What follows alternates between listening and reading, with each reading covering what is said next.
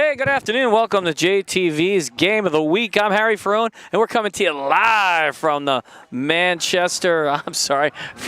Jackson Township Memorial football and track field. And we've got our first annual Jackson Township versus Brick Township Battle Quad. And I'm going to introduce Mr. Engel here, who's going to fill us in on kind of how this event got started. Mr. Engel, good to see you here. You too, Mr. Ferrone. First time on this headset, sounding, pretty sweet. I think you're going to be I'm not going to lie, a little crazy on the setup there. Some of the distances are a bit much for the wireless cams are working, but we're going to try and bring it to you. What's the story? How did this whole thing get started? So Coach Steve Theobald from, Jackson Memorial, and actually, I believe the coach Brian Decker from Brick Memorial kind of got together and they were talking about it. It may have been Theo's brainchild, but said, hey, what if we did something like this? So we decided to combine schools together so we weren't adversaries anymore, and we would battle it out for supremacy in track. And we came up with our we use standard events, but we decided that we would mix teams together. So we have two featured relays that feature a girl from Jackson Liberty, a boy from Jackson Liberty, and a girl from Jackson Memorial, and a boy from Jackson Memorial. And same thing for Brick Township and Brick Memorial. And they're going to, race it out for points. So first place on the track will score 5 points, second place 3, and third place will be 1. So we keep in score.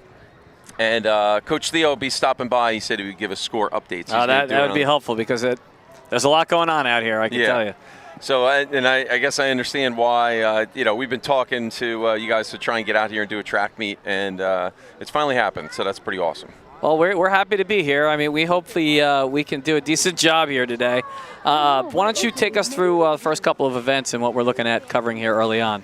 All right, so the long jump is started right now. It looks like girls are first. We're switching to vault. Well, vault's not going right now. They're just warming up. So yep. So you might want to pan over to the right there, and let's focus go over on and get some competition. The long They're jump just getting ready at vault. So if we can switch back to the head over on that side long there. jump. There you go. Yeah.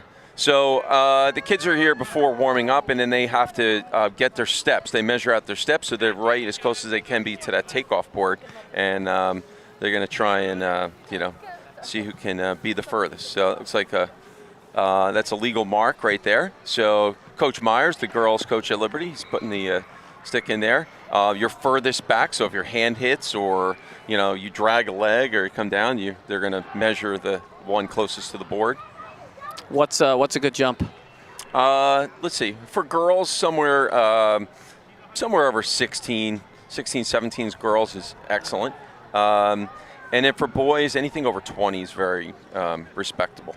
So, 20 feet. 20 feet, yeah. I don't know that I could jump. I don't think I could jump that far. Yeah. It's pretty far. So the winner of the Ocean County Championships was from Manchester, and he jumped. I believe it was 23:10. So yeah, that's pretty far. Manchester, home of the Hawks. That's a pretty good jump. Yeah, they're excellent in track this year. Coached by Jason Griffith, and he's a Memorial graduate, Jackson Memorial graduate, back in the day. Coached here for years too. That's always a nice thing when you see folks, some homegrown folks that are having some success out there. Obviously, we'll call it Brick United. So it's hard to tell who's from which team because we both Brick schools gave out a Brick United T-shirt, and we Jackson schools are wearing Jackson Township. So I like it. I love the idea for the format for this. I really do. I think it's super cool. If we could maybe get down to field level here for the long jump here. Now, the field, the shot put is going on at the same time in the discus right now? Yeah. I don't know if why don't we the drone operator can I think after this we've got a couple cameras over there. So why don't we slide over the shot put for a second there, guys, and let's see if Mr. Engel can fill us in what's going on over there. That's behind us on the field behind us. Behind the bus.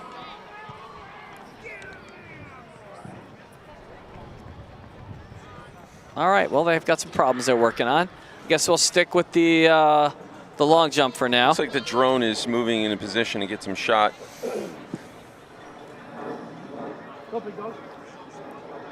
All right. So here's what we got. So that's known as the shot sector. Those lines usually are at certain marks, foot marks. Probably the first one I'm going to guess is 25 feet. They may not be accurate. They don't have to be, but the sector, that angle of that sector has to be accurate and have to keep for it to be legal, the shot has to fall inside the sector. Has to fall inside. Inside that, those long lines of that. Gotcha. Can't the shot put can't land outside of the circle. Gotcha. So you can see it looks like they're just. I don't think they're definitely warming up. No, they're doing a mark. That was a pretty good throw. Yeah, that guy was he was doing spin. A lot of guys you'll see do a glide. He did a spin, which is gets you a further distance. Now there's a toe board in the front. If you step on the toe board on top of it, it's a foul. If you step outside the circle, it's a foul. If you step over the toe board, that's why you have to step out the side. It would be a foul. So probably the trickiest thing here is how to manage that. The takeoff area, really. Yeah. The footwork's extremely important. The technique's extremely important. Because a lot of people think that shot is like brute strength, and it's probably, furthest from that. Mostly technique. It obviously helps that you're strong, but technique is extremely important. Yeah, I would say over the years, a lot of the shot put guys that I've seen, I would say, look like pretty strong guys. Yeah. How much do these guys weigh? The shots themselves. Almost some 200. All right, that's Darren Williams. He's a senior from Jackson Liberty. Okay. So you guys throw in. Looked like he was kind of low. Optimally you want to, project and make sure you're, going at a certain angle so you can get obviously maximum distance. But sometimes it's tough to be consistent with that. This is Mike Fagliarone from Jackson Memorial. He actually went to Liberty last year and moved to the other side of town. So no big he's spin. A sophomore. Was that just a glide right there? Yeah, so he was doing a glide. Or actually, he was like just maybe like a standstill where the glide, you would start in the back of the circle and then glide, you would do like a slide step, which I believe Darren did glide on his, where these kids are basically just, doing a standstill, just shifting their weight. And that's where they start. And then as you get more comfortable, you're able to, move on to the glide and eventually spin. Are the weights for the shot puts all the same weights? Yeah. So it's how heavy is it? 12-pound shot, and girls 8-pound shot. Just in perspective, like college and the Olympics is a 16-pound shot. 16 and what? What do the women throw? That's a good question. I think probably 12 then. I think it's 12. Yeah. Believe it or not, though, a lot of women's are the same. It's probably more. But it's I think technically I think it's legally in kilograms, because all track stuff is technically metric, but in this country silly Americans, we have some kind of stupid obsession with feet and inches. So we do, and we can blame our generation for that one. Yeah. I remember being in elementary school where they introduced the metric system, and it just didn't take. Yeah. I believe that was a sector foul there. So he threw, and he was outside. So he threw, and he was outside. He was on the other, on the right side of the sector. He was outside, so it's a foul. What do you get? Do you get three throws? Yeah, you get 3 throws. If you were in a big meet, you would get if you made it, you were top 8, you would get finals. All right, that's Brandon Batar. He's a senior from Jackson Liberty.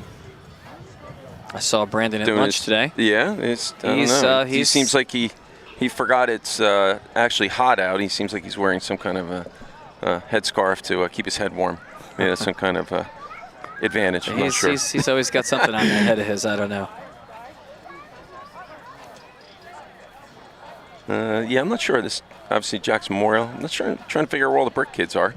I know we have, there's. I was over there before. There's several Brick Township and Brick Memorial athletes.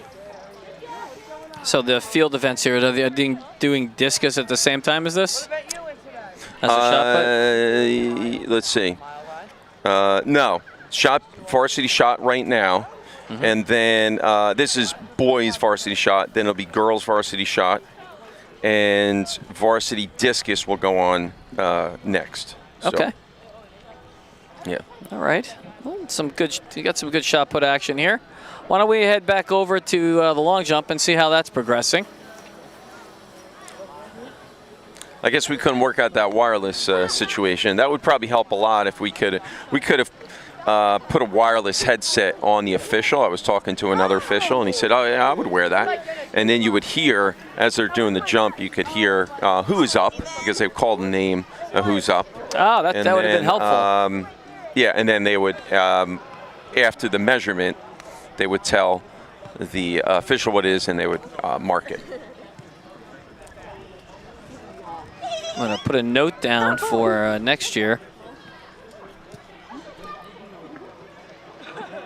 Again, probably one of the biggest problems we've been having is just the sheer distance. Everything's so spread out here. Yeah, it's the nature of track. It's so, much different than your normal ball sport, where, it's kind of in a contained area. And, track is just kind of a three-ring circus all over the place. Yeah, maybe we can head over, like I said, maybe we can head over to the long jump. The long jump that's on the other side of the field.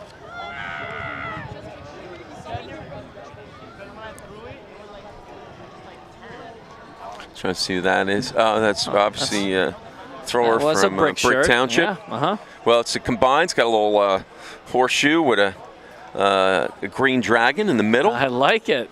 Yeah, their shirts came out pretty sweet. The Jackson Township team is sporting an old school phys ed type shirt. It says Jackson Township, and it's pretty sweet. So I gave my kids the option. They could wear either their uniform or they could wear the shirt for the competition, because we are, as again, a united Jackson Those are Township cool team. shirts. I can see one of the brick ones. Maybe we up can close right here. Get some people in on maybe a camera could zoom in on some of the shirts. Grab one of these shirts, totally. Oh, that is old school. I like the Jackson ones are pretty nice. So the kids are pretty psyched for the shirts, and we didn't tell them. You basically you got a shirt. Just kind of handed them out. Yeah. Where you going, Bobo? So these we're watching. There's probably see some kids maybe on the track. Maybe we can get the other view. And so track events start at 6 o'clock, and mainly we need to get the throws that way because of lighting issues. And if you start at 6 and we run into a little bit of dark, we got lights on the track, and we can complete the events. But in the throws, it's kind of difficult. Also, too, a lot of times where you have multiple athletes doing multiple events, especially like long jump and sprinters are going to overlap. It's really difficult at track meet to be in multiple places at once, and a lot of times those kids have to manage that, and they're responsible for that. So, we teach our kids to be self-reliant and make sure they're there and they check in for where they need to check in, and if they miss it, they miss it. It's, we can't be everywhere at once. Sure, I could see that. It's almost chaotic out here. So many things. Yeah, you can see the people warming up. So a lot of teams are going to start warming up now because we're about 45 minutes before races. So on the track, there's some folks jogging right there, getting loose. On the track, we got starting first is a 4x100 meter relay. Then our next race is both, boys and girls. Girls are first on the track, and then boys will follow. And then next we have the Varsity Matitaconk Mile. So I was asked why what is a Matitaconk Mile? You know what? That was a question that was about to come out of my mouth. Yeah, and there's a famous race run at the Milrose Games called the Wanamaker Mile. Named after it's named after John Wanamaker at store in Philadelphia. I'm not sure why they named it. He probably donated some money and they named it after him. But I was trying to think of something different, and we are running a mile today. We normally run 1,600 meters. We're running a full mile, which is 1,609 meters, which is unusual. We don't normally run it, so we figure we do some different things considering we set it up ourselves. Sure, why not? So the reason for Matitaconk, it is our shared river. The Matitaconk starts in Jackson and ends in Brick Township. So we figured that was a great way to kind of ties the two areas together. Exactly. So that was the thought behind that. Then we have the JV mile after that. followed by the 110-meter high hurdles for boys. The girls is 100-meter high hurdles. Then the varsity 400-meter, JV 400-meter. Next is our first of our mixed school gender races in the 4x800 meters. So 800 meters is 2 laps around the track. Our varsity 200 meters after that, then JV 200 meters. We have a special event in a mixed thrower event. This is just per school, so mixed boys and girls just through our school. And as a special thing, it is we are not using batons. They have to use anything but a baton to get it around the track. So if you are a thrower, okay, such as shot, jab, or disc, you can participate in that. And we set up some teams to have some fun with those kids who don't normally see the light of day on the track. Okay, that's fun. So they are extremely excited. I hope to see some pepperoni out there. We'll see. Let's check in and see if they're ready to do the discus behind us on the field. Looks like I think the long jump wrapped up. I'm sure they're still going at long jump. Anybody run there? Yeah. All right, let's check in with the long jump then. So there are 3 competitors for each school. So, and that's boys and girls. So there's quite a few long jumpers over there. They may be doing it in what's called flights. So if they have a lot of kids over there and you had to go through 20-something kids, it's really a challenge, or even more. It's a challenge to keep kids warm. So you're sitting around, and so generally they'll try and keep it to a manageable, I don't know, maybe 12 kids, 10 to 12 kids, to do a flight, get them over with, and then they'll move into a second flight. So they may be just doing girls. And we haven't been over there enough to see, but we did see a couple boys. So who knows? I'm not sure how they're doing, but. All right, let's head over there again.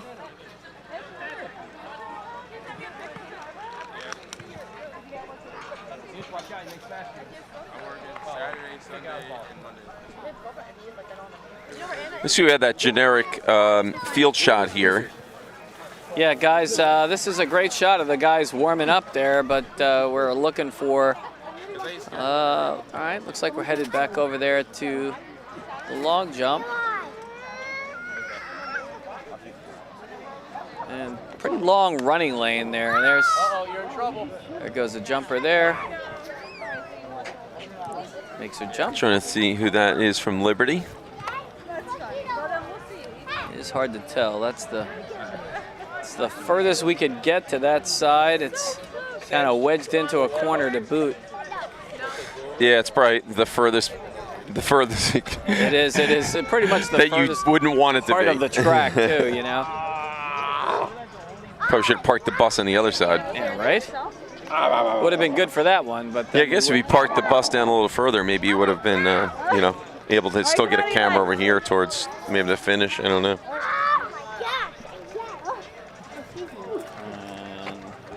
And clean up the sand after every jump. And they're just warming up on the pole vault right now, I'm sure. Now, the pole vault is an uncontested event. We decided to have it, but I mean, it's they're going to contest it and they're going to vault, but it's not counting towards the points for the day.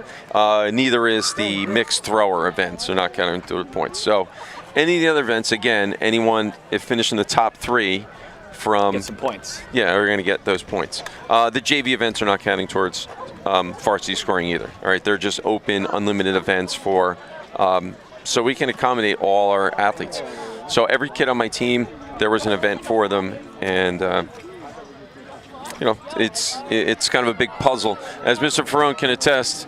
On our, I mean, that's quite the list you got there. It's a giant sheet that we share with the kids, and then they check it over, see what events they're doing, and then, they also they'll ask questions. Hey, can I do this or that, or yes or no, or I'm not feeling well, or can we switch into this? So they always kind of double check their stuff, and sometimes I make mistakes. I got super ball shot. I have a picture. What? School today? Great. I'm gonna go get my chair. Talking to another one? Hey. All right, bro. My God. I'm talking to a guy from over there. Jesus Christ, you talk to a new guy every week. Hey, no. Ew. He's been here for 2 Any weeks. words? Hands up! Oh, shoot. Dude, let me go in my eye. That's a look his eye. No. Facial. No. No, it wasn't like that. Oh my God. All right, there's another jump. Yeah, it was like that. Holy shit, is there Why don't we take a look? We can head over behind us again on the touch the ceiling? field. No,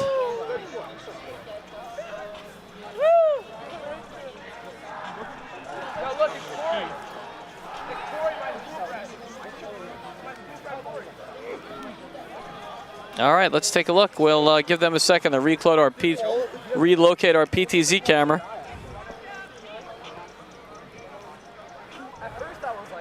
And you can see that's our drone shot. This is definitely a learning It certainly is. experience. And we have a few things not working as well on top of the directions. Dude, you could have lost your eye. You know if your body... Alrighty then, this looks like, what area we have Coach here? Don Connor, our throws coach of the famous Of the famous Connors. That's back over by the long jump area. So on that runway also would be contested, if we were holding it, is the triple jump. Probably the most grueling of all events on the track. It's very hard on your legs. A lot of pounding. A lot of kids get injured from it just from the pounding. But we decided to not contest the triple jump. It's very technical and again extremely difficult. If you ever watch it, it's pretty incredible. You know, I've pretty watched incredible that one. athlete. It's pretty crazy. Mm-hmm. It's pretty big. I don't know, athletic and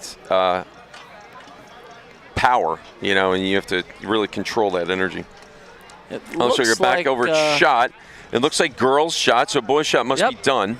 All Again, right. so they probably got their 3 throws in. And as soon as we get results, I will share them, and then you can read the results off and who. See who scored points. Maybe read like a top 6 or something, and sounds like a plan. Scored for points. So when we'll do. Today's meet is being timed, is fully automatic, and you see there's if we actually I don't know, and that we're trouble with the cameras. On the full shot, there's a tent over by the finish line, and they're setting up cameras so they can get a fully automatic time on the event, and then somebody will also enter in the results for the throws. Sounds very technical here. A lot of tech going on. And then it's, I believe, I'm going to say it's live. I don't know. Do we have this fancy thing called the internet on this broadcast? I don't know if we can inject that in there. We could potentially do that. And that's, if we can do that. Give us the website. We could probably get it. I will send, maybe I can go. I go on the bus and I can set up. Let me just see if it actually is functioning. It may not be because I'm not sure if they have it running yet, but I'm going to say they have the capability of running live results on njmilesplit.com. Okay. So if I go to njmilesplit, I have to hit one of those things. Kind of forgot how to use my phone for a second.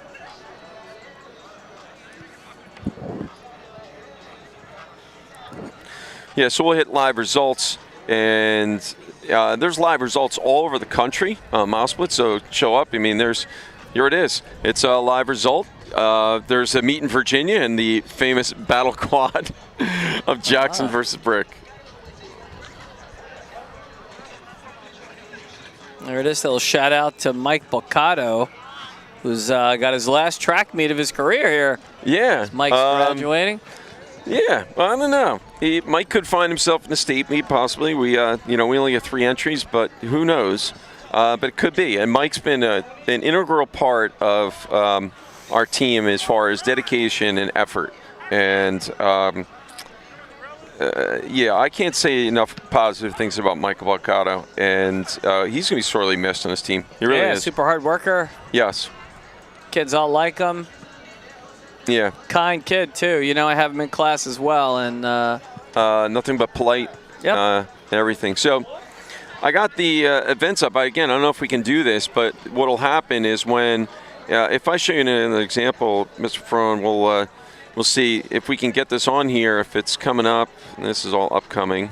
well, I'm pretty sure a bus has the capability to pull a website up and drop it on the screen. All right, so here, you know, we'll come up and it'll show the results right there and the times.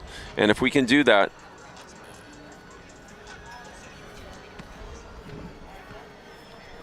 Alrighty then. All right. Yeah, that's a cool concept, but I believe what we're talking about is not a graphic per se, but taking it as a video source from a website. Yeah, You can talk to maybe- Mr. Noble about that and see if Noble can work some of his magic. Yeah, maybe we can do that because that would really fill in our viewers out there who, you know, especially after the completion event. If it's happening live, as soon as they, you know, put that on there, they can get things, you know, up. As soon as they record it, it happens Right. almost simultaneous, which is really, I mean, quite amazing. We were talking about this and how they used to do this before.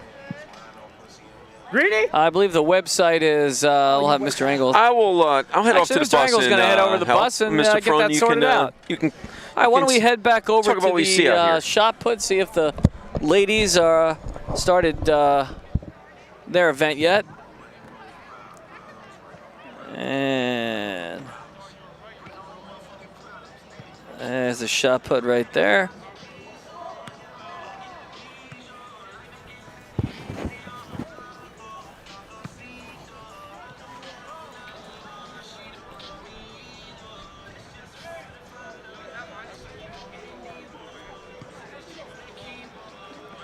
And it looks like the girls are pretty much ready to go over there.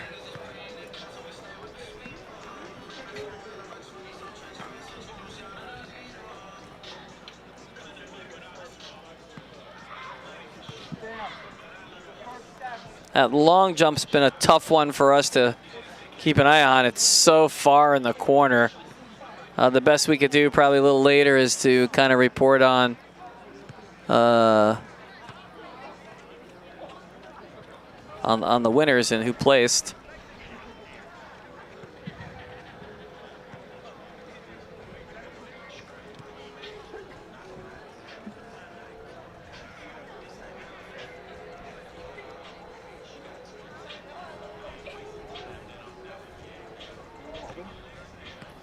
Did it laying down? You leave them all open?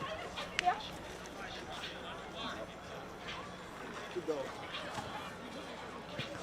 And looks like the shot puts still waiting there to see who's going to step up. Looks like we've got a from Brick Township. And makes her throw. Everyone does get 3 throws.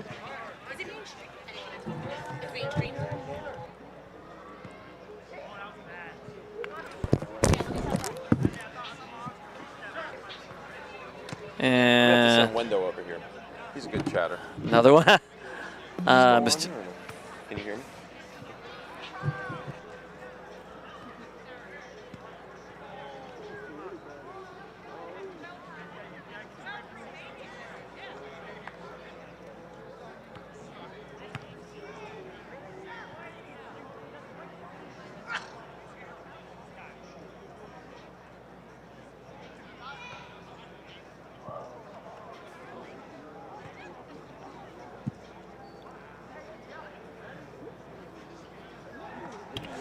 All right, looks like the long jump's pretty much wrapped up here. Looks like you got 1 jumper left there. Our drone shot here, provided by Mr. Engel. It's been interesting watching a lot of activity going on with athletes practicing their exchanges for the medleys. The relays, I should say. And that pretty much wraps up the long jump. I don't see anybody else there ready to go. So I suppose we'll head over to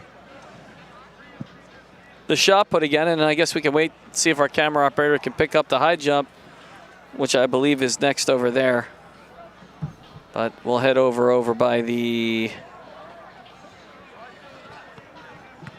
If we have any results from the long jump, we'll put them up. Oh, that's not what we want, though. That's the wrong meet. All right, that's the Cape Atlantic meet. We're looking for the called the quad. I mean, it's great that we updated the Cape Atlantic lead. Let's we still got some folks on the on the shot put. Let's take a look on the other side there and see if we can catch some shot put action. Again, they do the shot put. There we go. You can see the official there. And that one gets thrown. They'll take the measurement. And the Cape Atlantic League is not the right one, guys.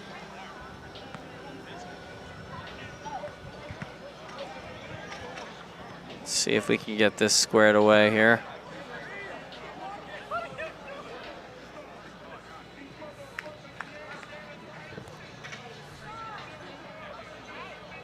Some interesting music being played out here today. The long jump has completed. All right, like I said.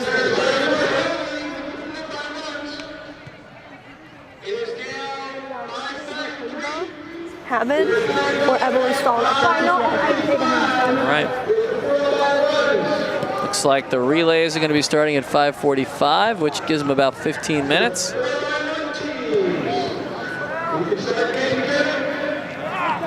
And here we are at the shot put again. Oh, lefty. Nope, right-handed. And she'll do a spin.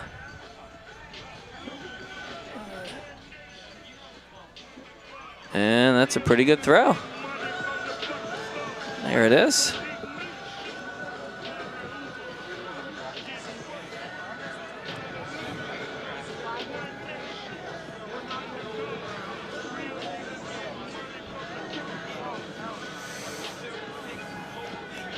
And the shot putters again, all the females going now. Take a look at a replay of that last shot. Pretty good move right there. Nice throw. There's Coach Connor over there. Coach Connor over there working with the shot folks. If you have any scratches, Haley here to support her boyfriend Logan, I'm sure. No, she's not, she said. Scratches into the computer before we seed everything. So if coaches can come check in your big throw there. So all 4x1 coaches, please come check To the in. second spot there, pretty good throw.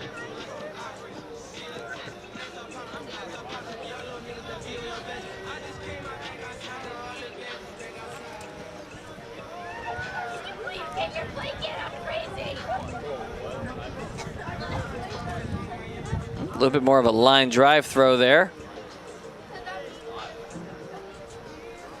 Camera looks a little soft focused. Looks like that one's coming from, I'm not actually sure where that camera's coming from. The angle for that anyway. We do have the first relay race that'll be starting at 5:45. And we can sporadically head back over to here once that gets going. Here's a shot. You can see just all the activity that goes on. There are events going on simultaneously, so it really is a little tricky to cover different things. But we are currently on a girls' shot put. We'll stick here for as long as we can.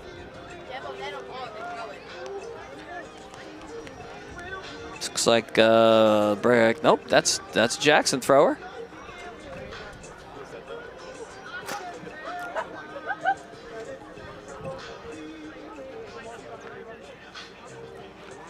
It's a replay of the last throw.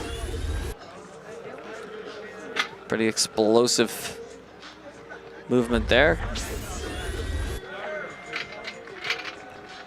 Another pretty good throw. Bet that was real good an hour ago. Or 2.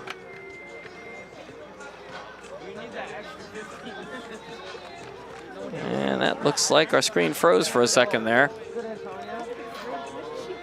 And we're back.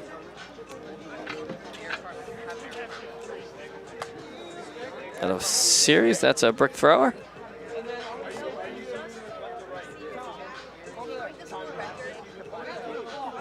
And he's short, too. He's really short.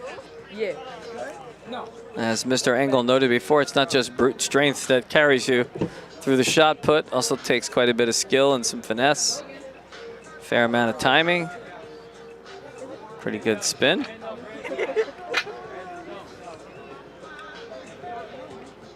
Athletes go and grab their own shot.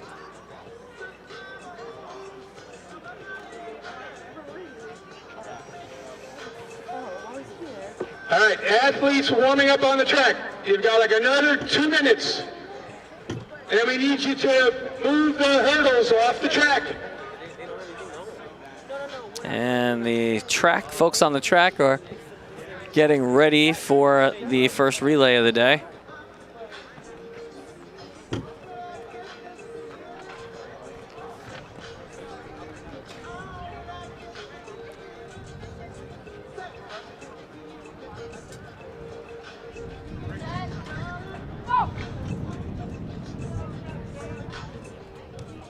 Another good shot of the track.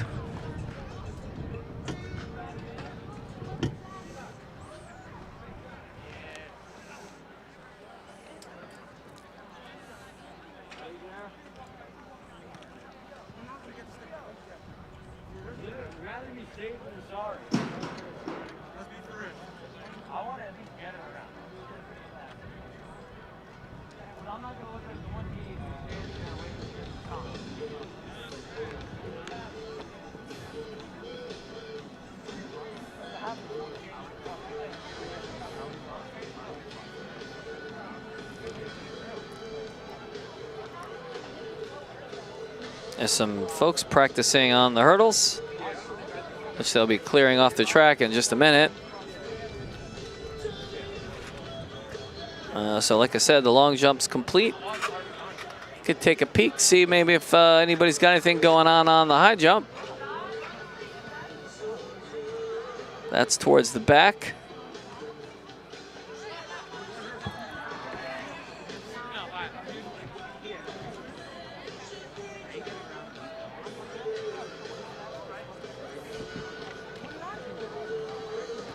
And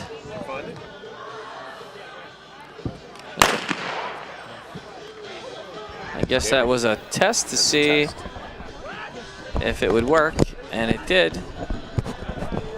So actually, I guess I'm on here. You're right? back live, my friend. How do we get this website up right here? All right. So, are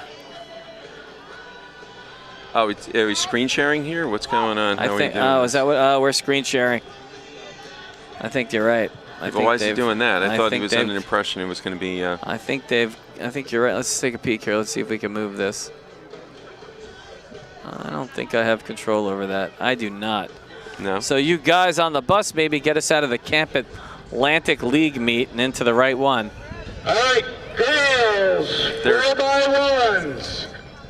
Come on over here to No, it's on screen sharing. Looks like here, it's on screen sharing, so that's on you. To please clear the track. All right, so we're going to head over to the track now for the 4x100 relay. And we have girls up first, right? I have results right in my hands. Oh, let's hear them. For the varsity long jump, this is boys. All right. So we have, let's see, finished first was Eric Kalin from Jackson Memorial. He jumped 19 feet, 3.5 inches for first place, so Jackson scoring. And second was Julian Beltran from Brick Township High School with a jump of 19.3, so he beat him by a half an inch. Half an inch. And let's see, in third place is Eric Zabrowski from Jackson Memorial with a jump of 19 feet even. So Right. those are your top 3 scorers. And so that looks like the Jackson district team then is going to come away with a 6-3 lead after the long jump, right? Yep. Amber, All right, so we are Amber Buckley over here visiting her brother. now I also have girls results. These will be live on results are live here on Mile Split Live.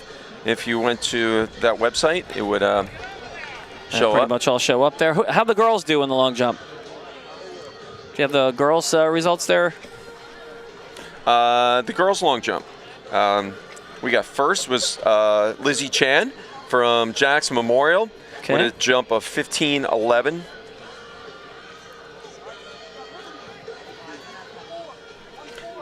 Okay, and second place?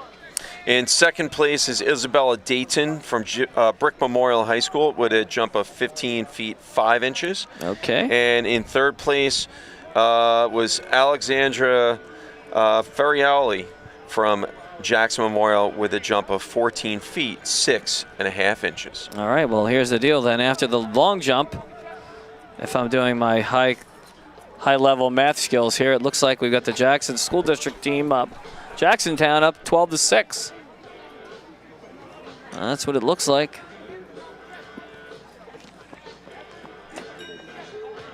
And like I said, we've pretty much almost ready for the 4x100 relay. Girls running first. And where do they start out, Mr. Engel? On the 4x100. The 4x100 start at the start-finish line. They're on a staggered start because obviously the inside lane is exactly 400 meters, where the outside lane is longer. I don't even know how long. It actually depends on the track. Some tracks are wider and the lanes are wider. They don't have to be a standardized width. They have to be within a range. So some tracks are slightly wider than others, but most are about the same. So they will be handing off. It's one lap around the track. Yeah, one lap around the track. If you can see, I don't know if you have the drone He's there. heading And up. if you go into the first, he's actually showing the finish line. If you went over and zoomed in on a corner of the track, maybe over by the snack stand, you can see there are triangles on the track. And in between those triangles, they have to exchange the baton. If they're outside or before that exchange zone, they would be disqualified. Oh, automatic DQ, huh? Yeah. Okay. Also, too, if you leave your lane and interfere with another person in another lane, even after you exchange, you could be disqualified. And these guys have to stay in their lanes the whole time, right? Yes. So you say, lane 2, yeah. Jackson Memorial A team. In 3, Brick Township A team. In 4, Jackson Liberty A team. I don't know if we can hear that if we have a generic mic Brick going. Memorial A team. Looks like they're running. Brick has The way the scoring is 2 working teams, today, and Jackson has the 2 winning teams team for the gets race. 5 points. Second place gets 3 points, and third place gets 1 point. Jackson Memorial and Jackson Liberty are just 1 team, and Brick Memorial and Brick Township are 1 team. And lane 1, looks like they are not running in lane 1. Those in the 4x1 can head over to the right tent. So it looks like 1, 2. Looks like we got 1, 2, 3, 4 teams running here. 2 brick teams, 2 Jackson teams. And again, this is a 4x relay, so there will be 3 different exchanges along the way. This will be our first.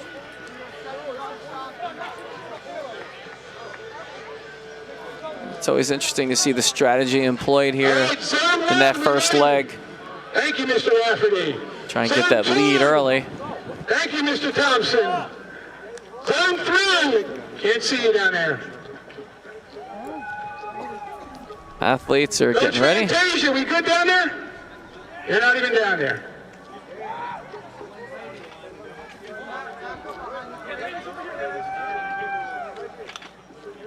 So you've never met people before? I'm muting. That's Theo. That's when I talked to the other. He was a little intense, but he was like on. All right, zone 3, you ready? Down by the flagpole? All right, Mr. Starter, we are ready. First race of the day. All right. Okay, so we got first event on the track. Again, girls, 4 by 100-meter relay. Runners take their marks.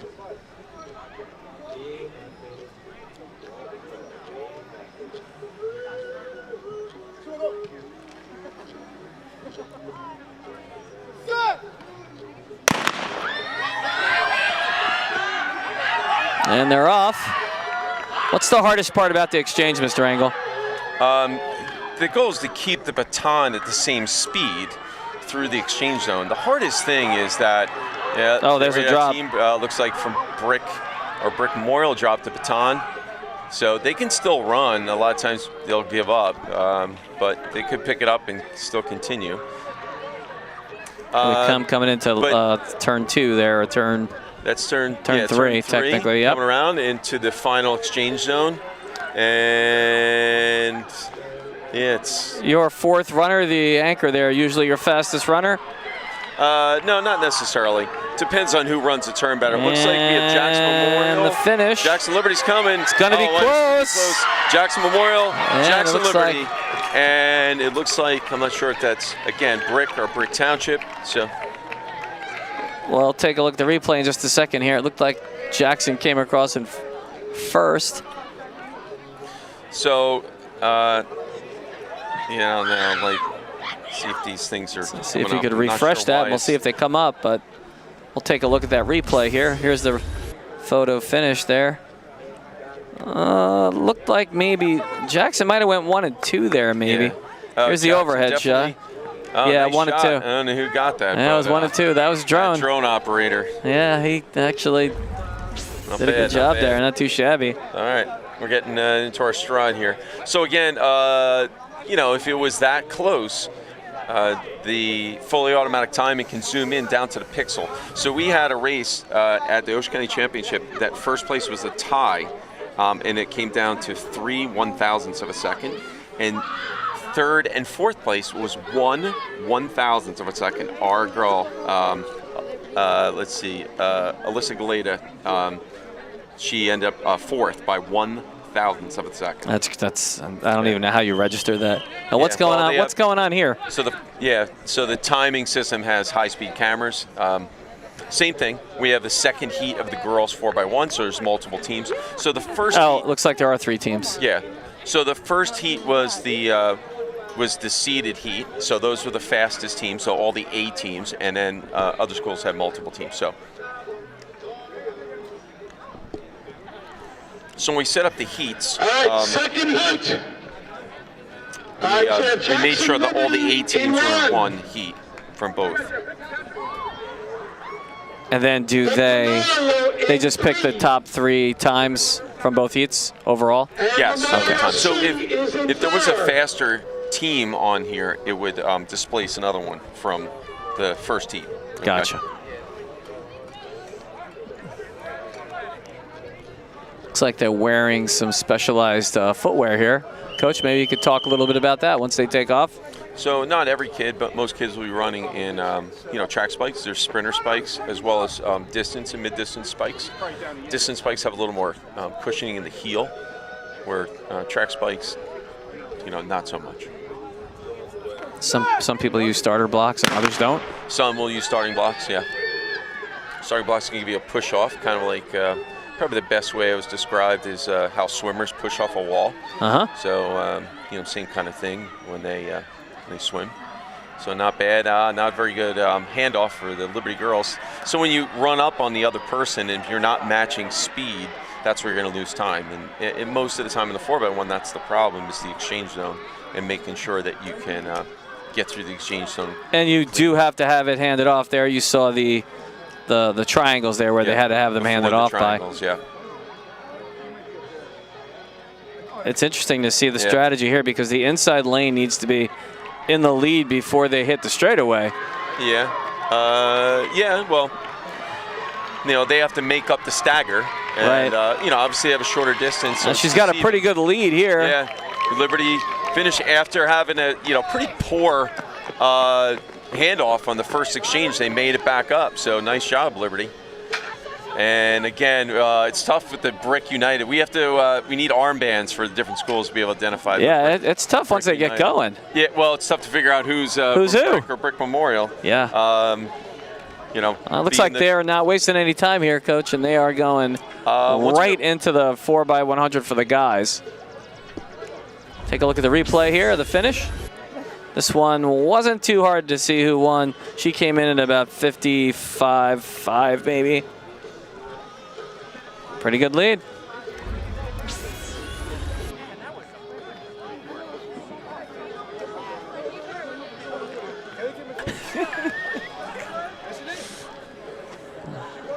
Mr. Noble flexing a bit there, I think. Pretty happy with his drone work on the last race. For a guy who plays drone all the time, you better be That's good, for sure. He's better have it figured out by now. He's the only officially licensed drone pilot in the district, by the way. And they're going to work this the same way, where they have the A teams running the first heat. Yeah, so each of the A teams. So it looks like in the inside. Yeah, I was going to say it looks like Brick Township on the inside because they have the darker green shorts. But I know Brick Memorial does. You know, they come with darker green. Jackson Liberty in 2. Jackson Memorial in 3. I don't know if our fans out there in 4. Channel 77 are hearing the order. They do. They can hear the order. They can hear that. Okay. Yep, they should be able to pick that up. We got a white flag. And But you know that's Victor right there on lane So 1. Coach Theobald is there. He's checking because there's a clerk or not necessarily an official. We just had some people that we friends of track who came by, and they're checking to make sure that people are in the correct lanes and ready to go in each zone. And once they put their flag up, that is a signal to our starter, Sean Dowd, that we're ready to go.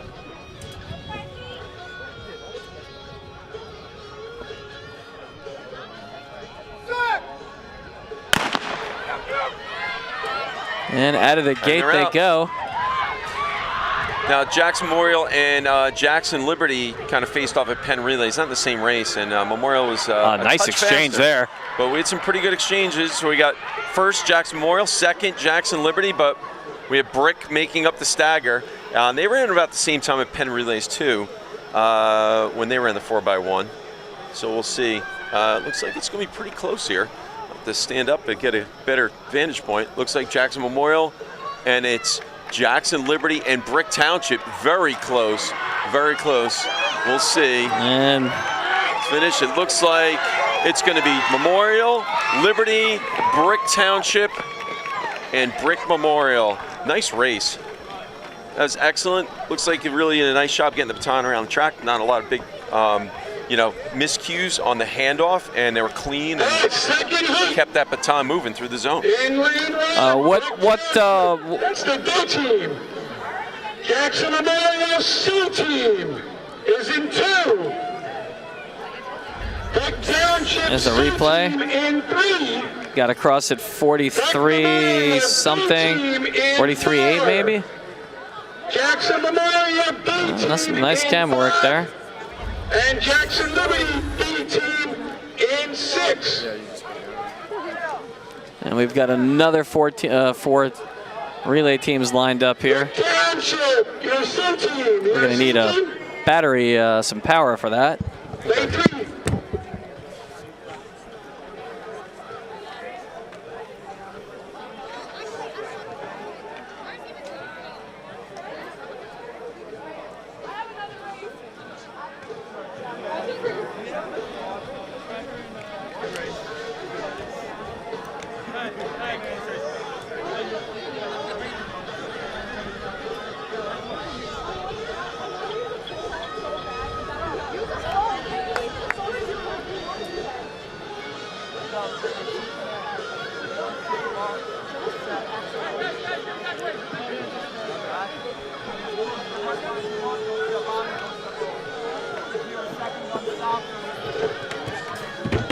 Zone 1 ready.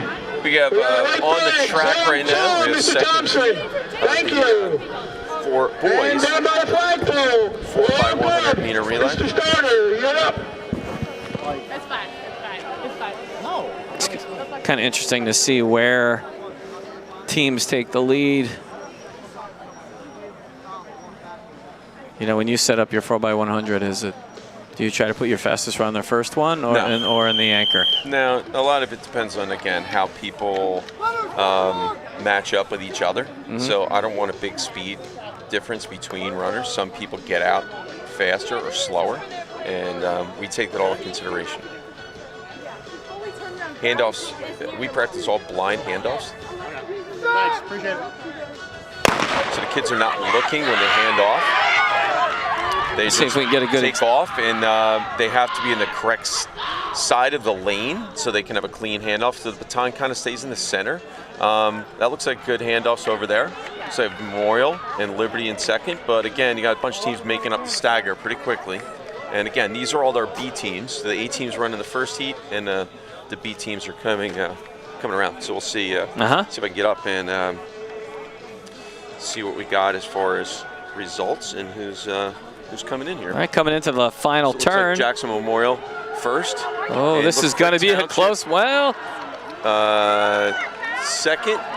Jackson Memorial third, and it looks like Liberty, a little battle. It looks like Liberty is it's going to be gonna be, fourth. I'm not sure if that's Brick Memorial. It looks like Brick Township. So again, so we, tracks. One of the greatest things about track is everyone gets to participate in most meets, and we try and really include all athletes. yeah. So, we put together a B team, and those kids were excited and really, they hadn't worked together in a while. Here's that replay of the finish. There we go. There it is. Let's pull them back there, lane 5. Yeah, it's pretty far out there. Again, Jackson Memorial always has pretty good sprinters. All right, so 46 seconds, which is That's about 2 seconds off the A team's the A team winner. I don't know. We're trying to get live results here. I'm not sure. Luckily, when they go to the slow-mo there, I can cheat and see the score on the or the time on the clock. They're going to slide into the Matitaconk mile. Yeah. Looks like 6 per town. They're going to run all these guys at the same time? Yeah, they'll run. Generally they can run up to 16 kids in a heat. So they'll run the guys and the girls together? The first race will be together, so it'll be 12 of them in the first. In the first race.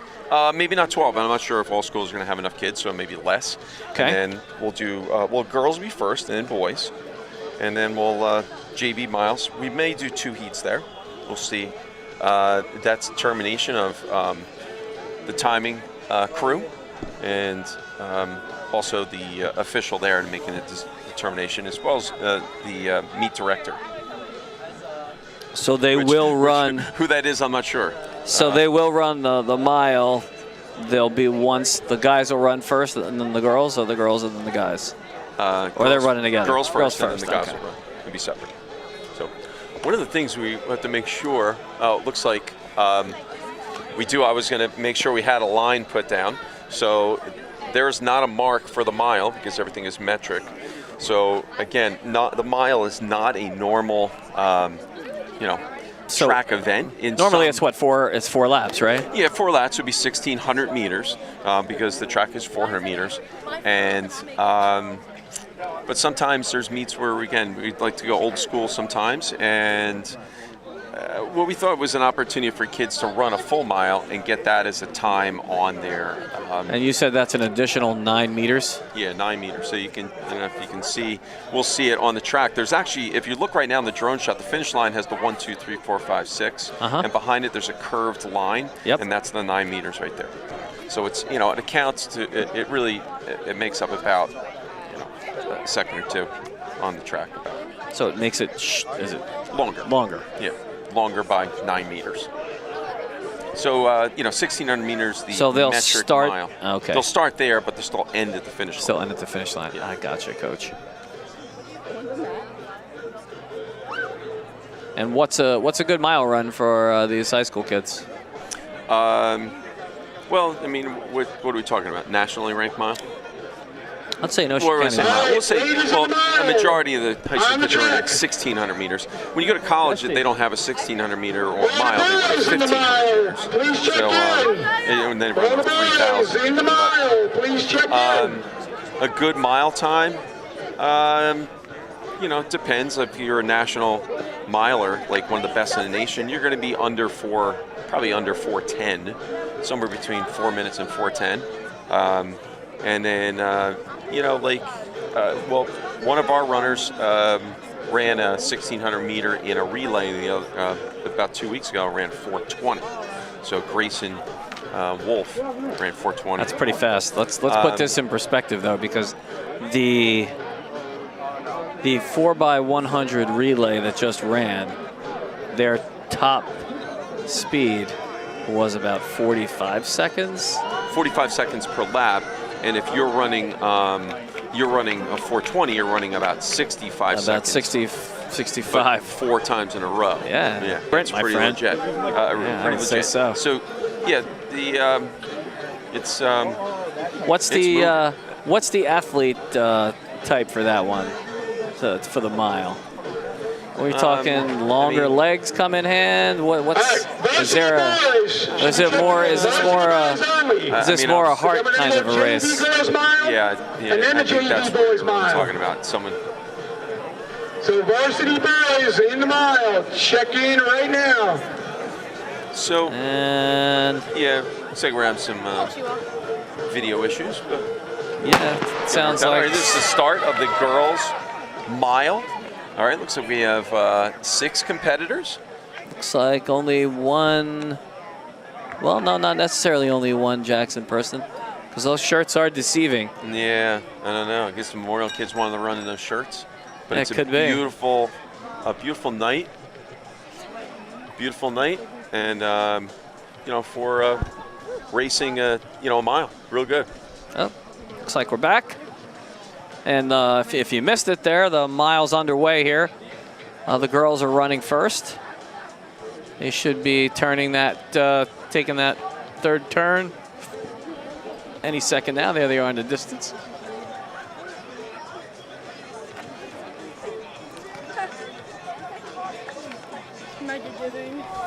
Alrighty then. Our PTZ camera doing the heavy lifting right now. And we'll come around here. Here they come.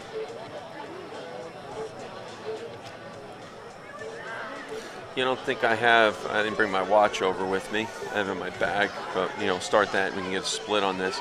Probably say the split is going to be somewhere around, probably 80 to 85 seconds. We'll see. All right, so those are both brick. So brick or Brick Township or Brick Memorial. Looks like they're 1-2. Brick Memorial, Jackson Memorial 3. Another Brick United in 4, and Jackson Liberty in 5th. So we'll see. Looks like they're pulled away. Looks like they're working together. I'm not sure if they're on the same team or not. A lot of times you'll see that in races where teammates will work together for a couple laps. And what do they do when they're working together? What's the... Just setting pace, maybe just making sure we're keeping it honest, or you know, they get used to running with each other in practice. So it's just that familiarity of being together and racing together.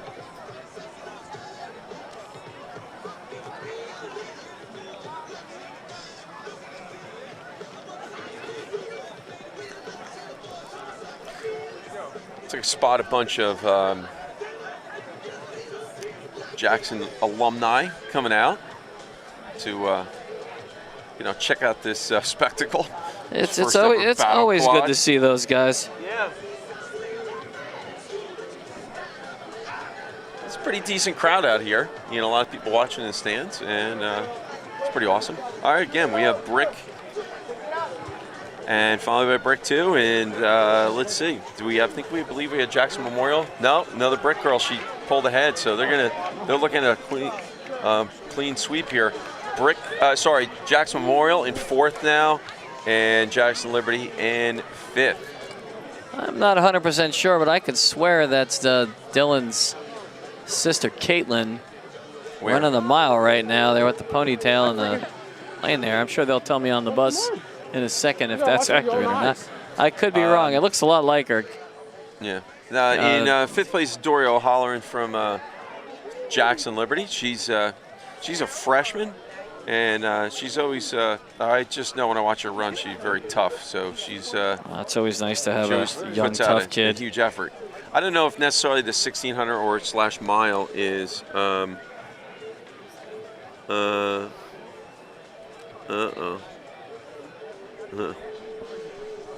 So. Looks like they're coming around the lane there. I mean, I think that mental toughness really comes into play in these longer races. Absolutely, yeah. And what's the bell signify here? Bell is just a signal it's the last lap. So the bell lap is what you call it. All right, here you go. Bell lap, let's go. So again, looks like right now it's Brick United with a clean sweep, taking home 1 and 2, easy.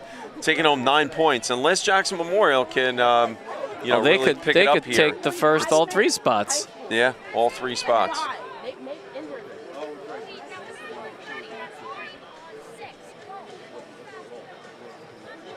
And he called her Caitlin, so I think that's Caitlin Gargiola there.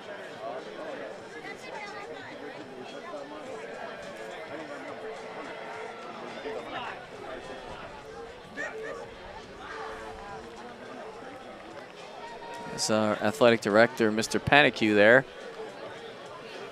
Maybe we get Mr. Panicu on the mic here. Panicu's word is out here. How we doing? The event's awesome. Yeah. Fantastic. Yeah, the kids have a great time. We're here talking to Mr. Panicu. He's the athletic director here at Jackson Memorial. He is. He also worked at Liberty, so yeah, we know him. And he's commenting on the spectacle of it all, and it's pretty fun. Kids are having a great time. What are your thoughts about the event so far? I think it's an outstanding event. These guys, I can't take any credit. This is all Todd and Theo putting this thing together. And it's good for kids, I think. It's good for our town. It's good for Bricktown. It's good. It's an outstanding event. And plus, it's legit. It legitimizes it by giving kids an opportunity to still get some quality times. Automatic timing, and still use some times for seedings and state tournaments and things of that nature. So it's a great event. We should do more of this. Yeah, absolutely. Yeah.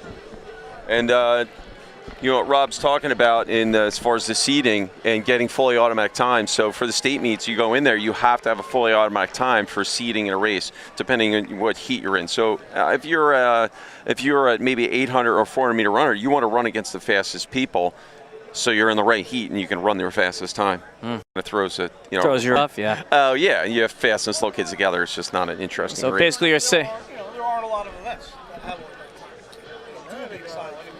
yeah.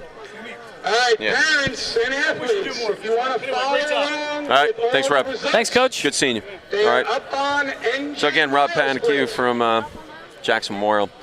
Big supporter of track. He was always, when he was at Liberty, he always went to bat for us and getting so we could host the state sectional at Liberty, and huge help. Township. Yeah, I think like his entire career has been about advocating for student athletes and doing what they could to get them good experiences. So Jackson gets 8 points and Brick gets 1.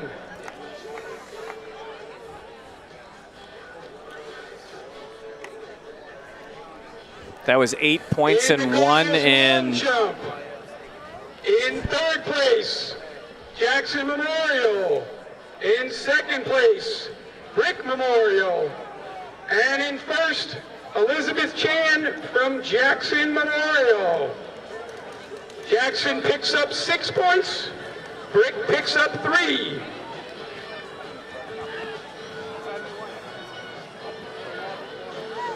We're gonna. This is the mile that's gonna take place here. It looks like maybe the discus.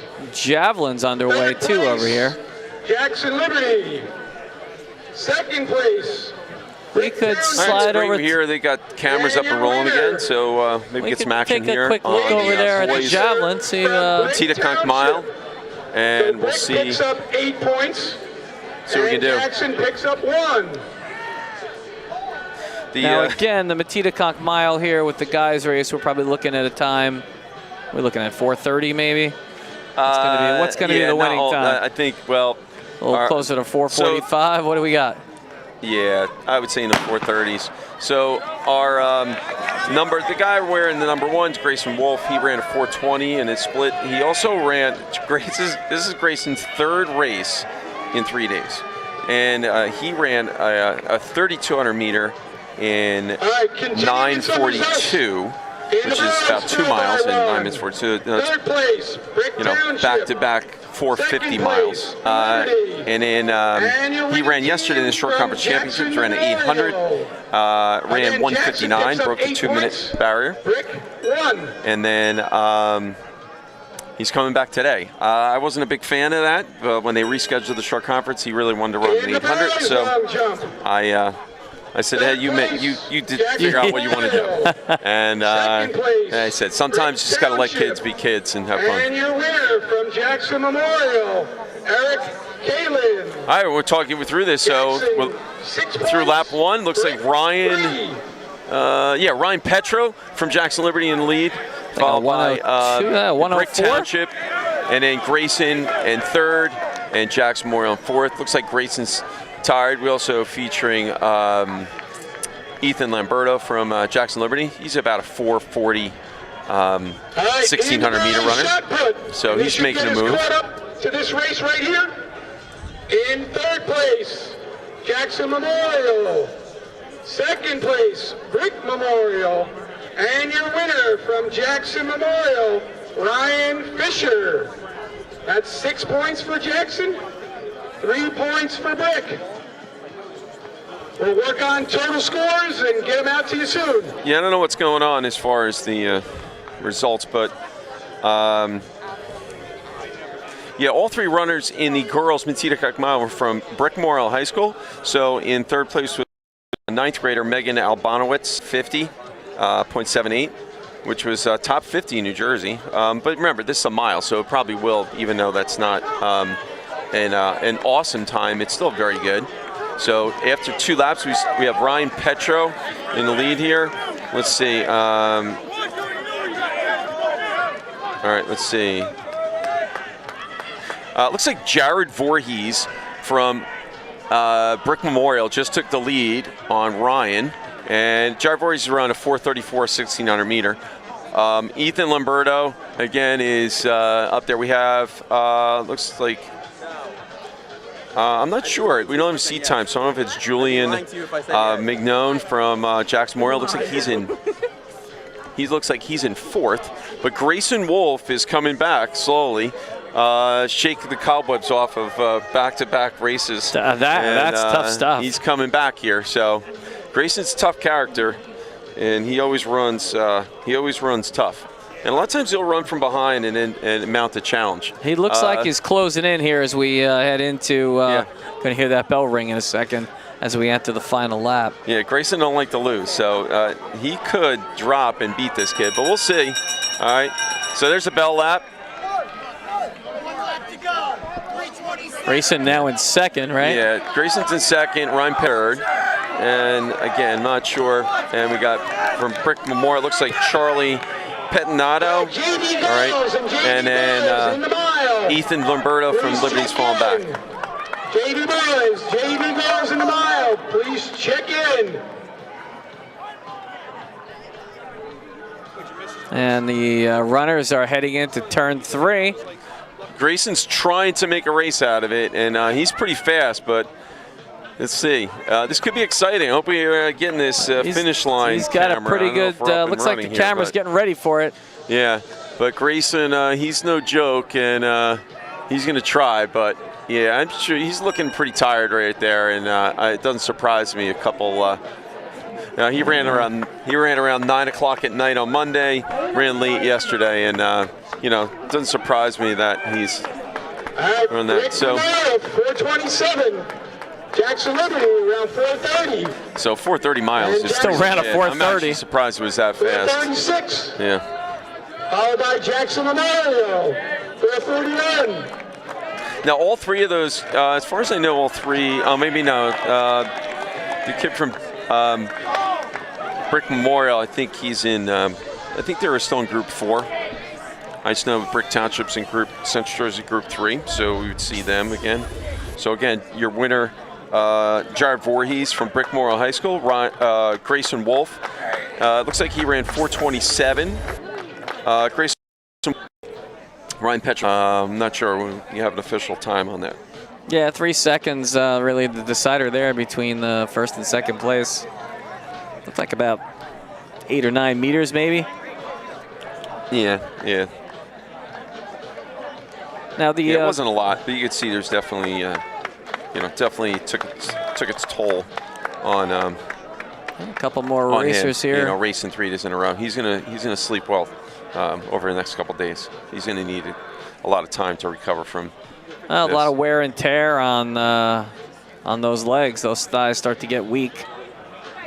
It's just your body's not meant to race like that all the time. It's not an easy thing to do. No. Who's more apt to pull quads there, the sprinters or the long distance runners? Sprinters by far. Yeah, distance runners really, mostly distance runners overuse injuries. Where sprinters are going to be like, pull a muscle injury a lot of times because they're so intense on what they're doing as far as racing. All right, Mr. Frono, I'm going to take a break here and go over talk to our guys. And you got it. Go lead them up. Thanks for your. Yeah, we'll see you back shortly. We've got the JV mile coming up next. Get on your phone. You can see those, results, and may help to know who's on the track. It's really tough to keep track of who's entered, who's not. Gotcha. So, for people out there, if you want to look at live results or even results later, everything is at nj.milesplit.com. nj.milesplit. But you probably come up there. Go to results. Go to that one there. And Mile split. Yeah, go to Mile split. So Mr. Frone's we were trying to get up a graphic and didn't seem like we were navigate here. And we should live. And what's nice about MileSplit, a lot of websites, amazing, get instantaneous results, which it still blows my mind to this day. And we teach technology all the time. It is not the 90s anymore, you is think it? about the way things were used to be done, and you would have to sit around, and there would have hand times written on a sheet, and they would have a ditto machine in the back of the, trailer somewhere. So, all right, I'm gonna go over and talk to my guys, and I'll be back in a little bit. You got it. All right, we got the JV mile coming up. And athletes are taking the track. And I'll tell you what, when they're gonna do that, we're gonna head over. We'll come back to that one in a minute and head over and take a look and see what's going on with the. Let's see what's going on with the Javelin. Let's see if we can see any action over there. It looks like they're kind of in a holding pattern, so I guess we'll stay on the track for now. Try and catch a little bit of that action at some point. And it looks like they're kind of still holding in both places. You can see they're getting ready. Pretty good heat here. 2, 3, 4, 5, 6, 7, 8, 9. Looks about 9 runners in this. And they are going to run that mile, which, as Mr. Engel has pointed out, is roughly 9 meters longer than the 1600. And off go the runners.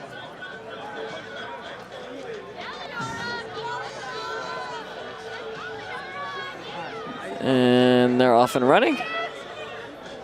We're still kind of waiting to see what's going on over there with the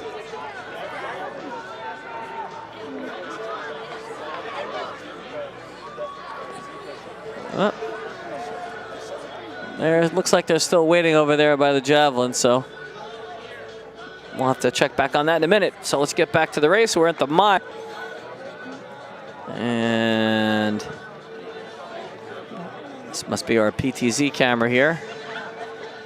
PTZ, of course, stands for point, tilt, and zoom. And that's on our finish line. If we could pan left a little bit, we can get a look at the girls coming down the track. There we go. Looks like the lead runners are coming around turn 3, entering into turn 4. Complete that first lap. Should be able to get a look at the split time as well when the camera comes around a bit.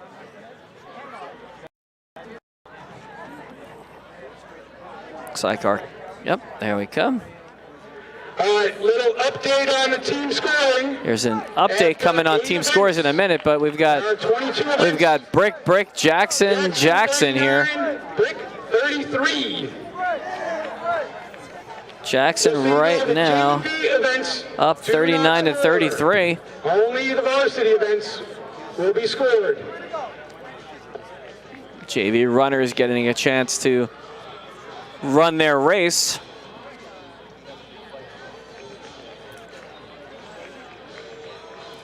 A lot of javelin throwers over there.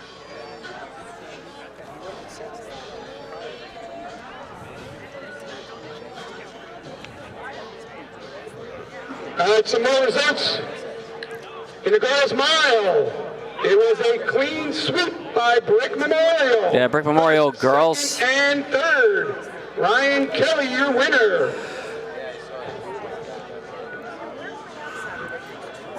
Took that, the Brick Township team really dominated the girls' race there. Taking first, second, and third place. And this is a JV mile we're tracking right now. We ran a 4 mile.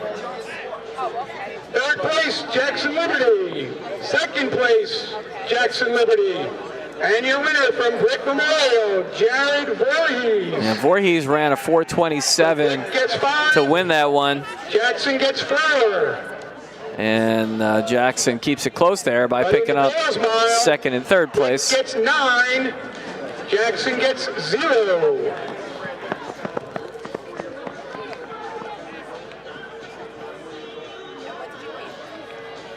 They complete lap 2. Runners are pacing themselves.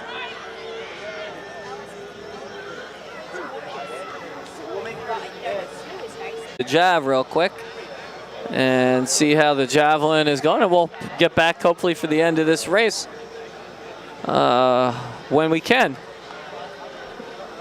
And there's the javelin. We've got see how that goes here. Our drone's gonna pick that up. Pay attention. You can see now the javelin, here's a toss right here. Gets thrown, this is a good throw. And that's gonna score pretty well. You'll notice too, these officials have nerves of steel. Javelin need to be pretty close now. Another thing you'll note with the javelin is that the tips of the javelin, the front tip that lands, has a rubber end on it. It's actually the back end that's sharp. That was kind of something that got changed a few years back. And you can hear that bell as the 1 mile gets into its last lap. We can stay here with the javelin a little more. I'll let the directors know when we're going to come back for the end of this race. Setting up, pretty good form. Another good throw. This goes pretty far. Set the tape on it. I find it interesting in that how exact they can be when it comes to measuring these throws with the javelin.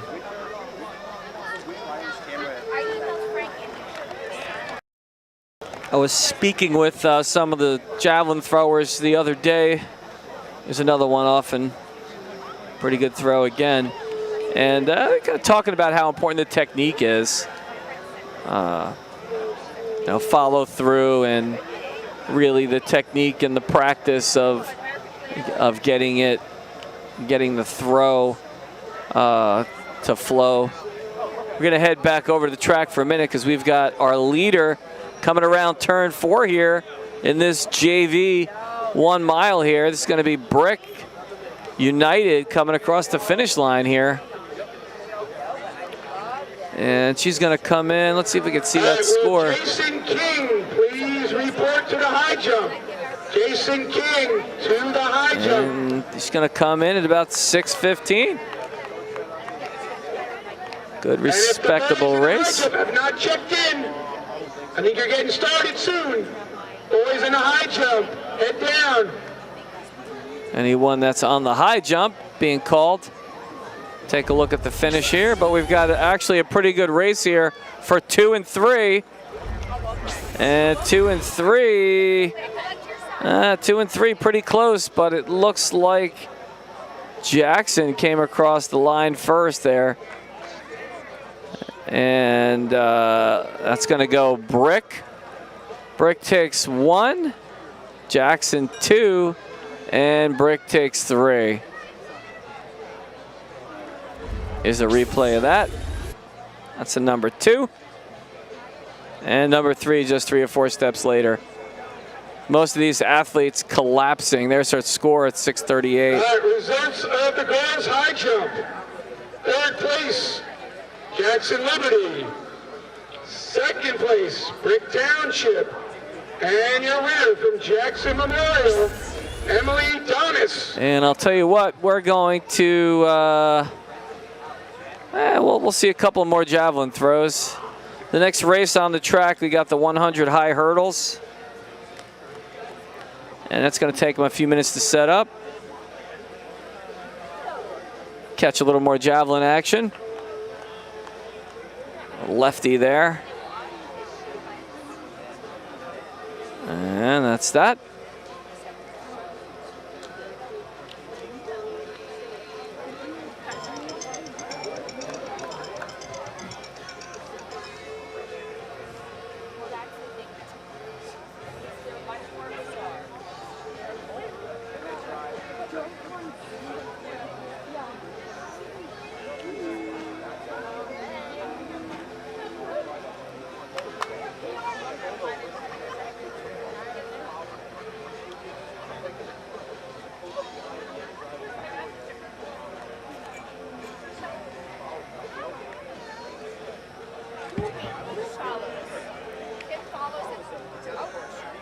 There's another javelin throw. A little dark on that camera, but lighten that one up a bit. Pretty nice view from there. There's the throw. And could send our drone out over to the high jump, see if the high jumpers are in position yet. We can stick with this shot. Oh, this could be JV boys mile now.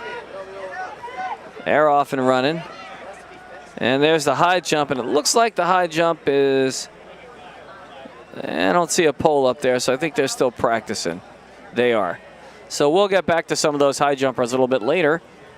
We can head back over to the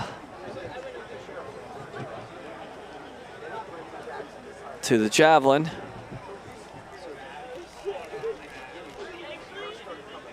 Some pretty specific rules to keep athletes safe during this event for sure.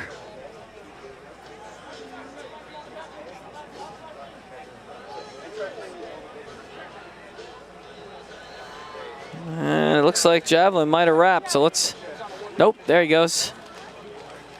The running started, the line drive. Not too shabby.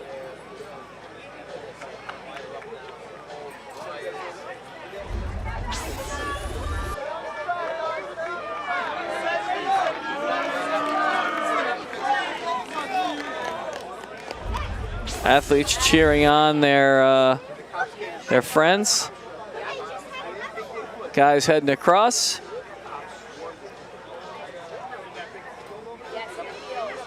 can see that big stack of guys there.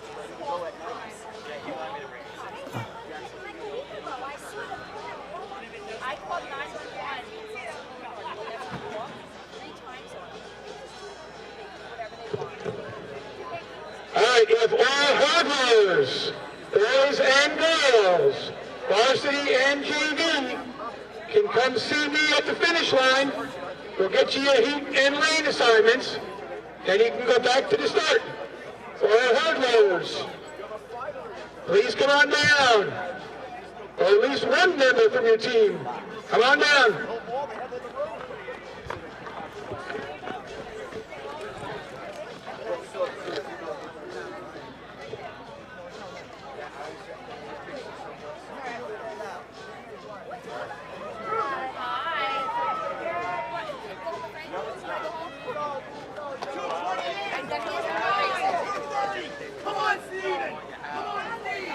All right, Coach Wendelak there firing up the runners as they're coming around for another lap.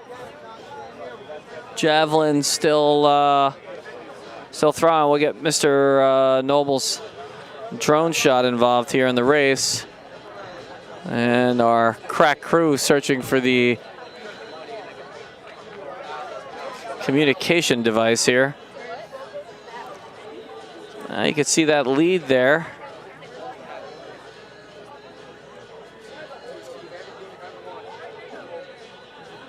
Runners coming around turn 3. Good chance for us to see how the high jumpers are doing there. It looks like they're not going yet still. Lane 3. And this is a sea of red here. Sea of red here for the both Jackson teams, or combined Jackson team here.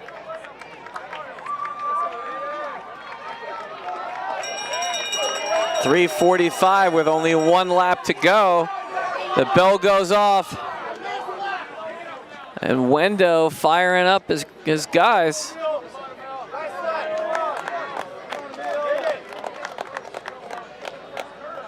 And these guys very supportive for each other here.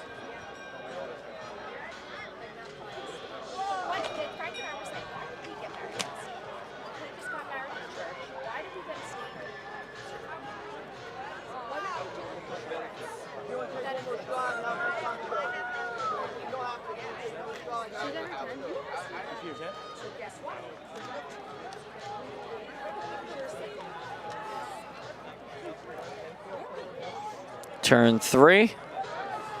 We've got looks like a Jackson Memorial 1, 2, 3 going here. Let's see it. This is going to be close here. And this is going to be a close one here. Both runners kind of stretching it out. I'm not even sure who won that one, but it was close. I'm going to take the replay here, but I'm not sure the replay is going to do it.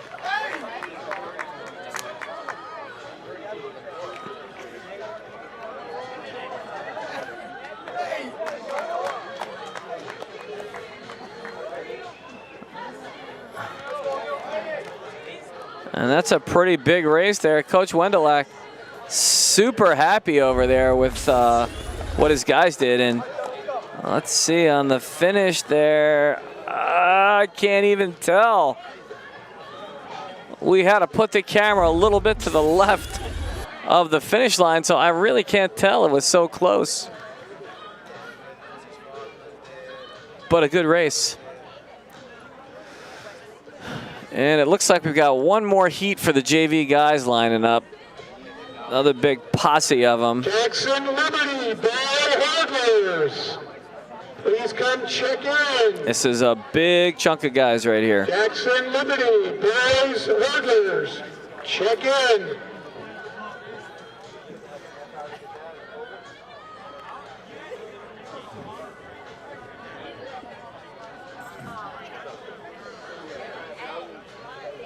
Racers are ready to go.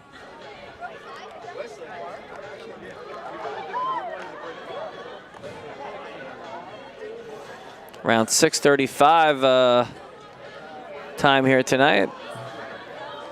Quite a few events left to go.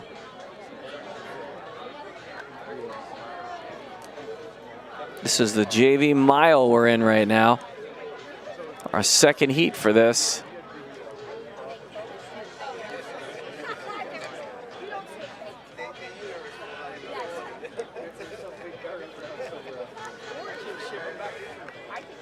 Mr. Engel back visiting with us after that mile race. You guys look pretty happy over there. Coach, talk to me. So there were a couple of our guys who were, right on the edge of trying to break 5 minutes in the 1600 meter. So they're running a full mile, and they broke 5 on there. We'll see what the fully automatic timing says. On the last one, it's going to be really, really close. So I was over there to talk to the guy and see but he wasn't on that race. So he's trying to run this whole thing by himself, and it's kind of a daunting task to do that. So the camera's capturing everything. It has the race splits, and again, they can find out down to the thousandths of a second how fast someone is. And yeah, I had a tough time. That was a tight 1-2 race right there. Yeah, it was and close. From my angle here, I actually couldn't tell who won the race. Yeah. So it's it's a lot of these kids isn't about like winning the race. It's nice to win the heat, but they're racing against themselves to try against and their own better time. their time. Yeah, sure. And that's what's it's probably one of the greatest things about track. Is no matter maybe how good or bad your track team is, you always have that individual nature for that.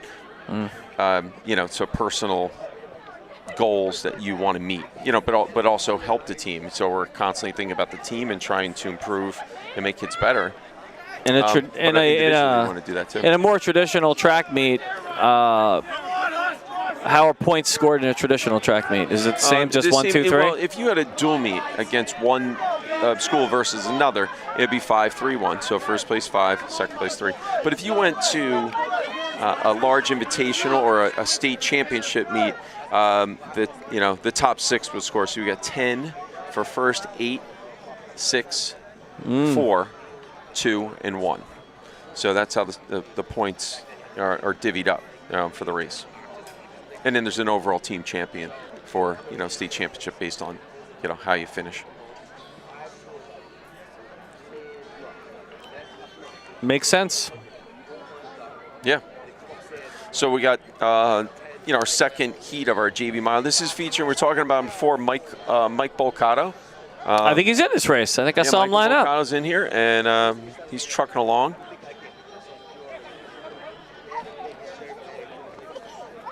I'm gonna get you.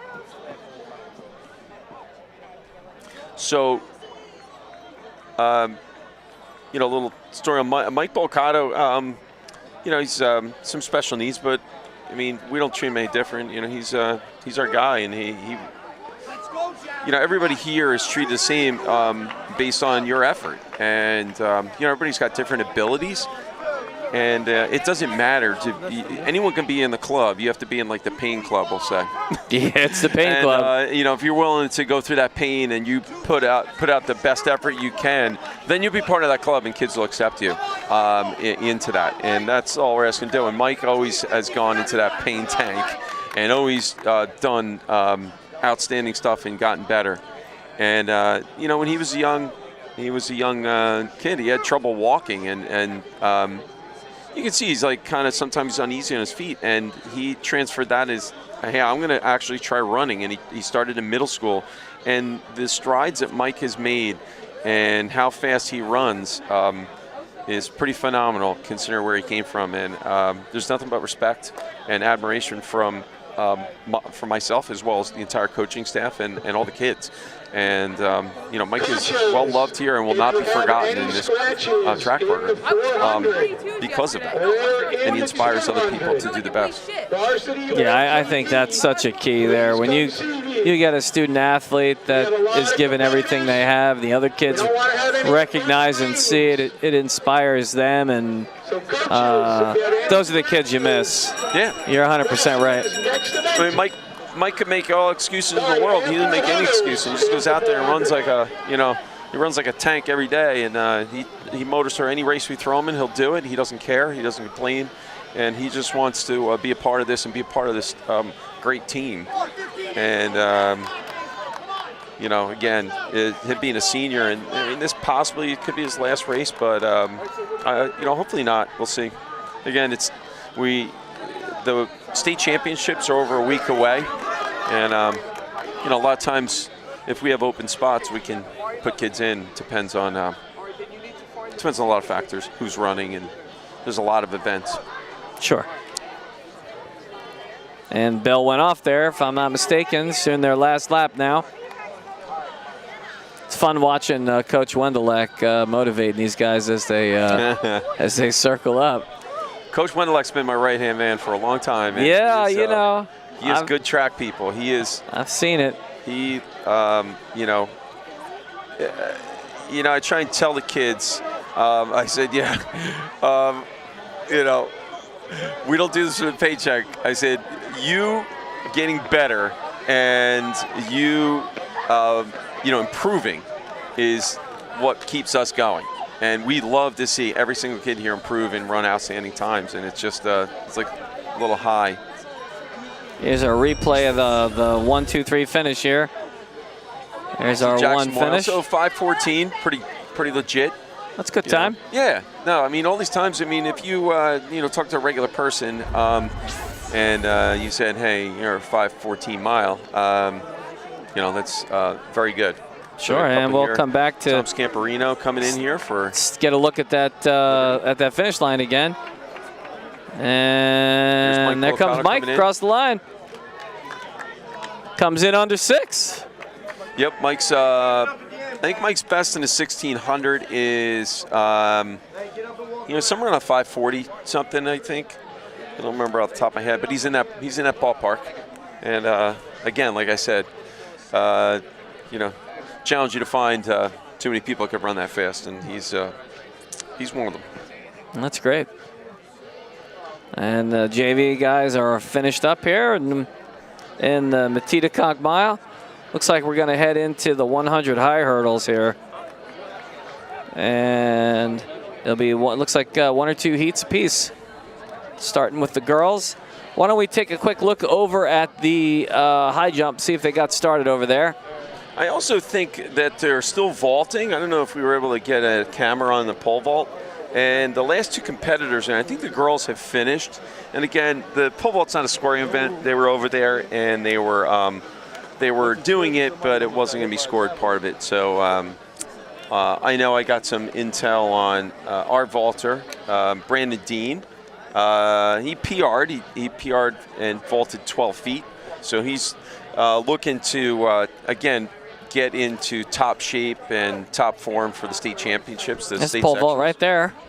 Yeah. And high jump to the left of that. So it looks like the bar, you can see, he vaulted 12 feet. All right, so here they're setting up right now for the 100-meter hurdles. The red shirt there next to the light pole, that's Coach West. He's a hurdle guru, knows his stuff. Well, I've seen the technique for the hurdles, and it looks like something that should not work. Yeah.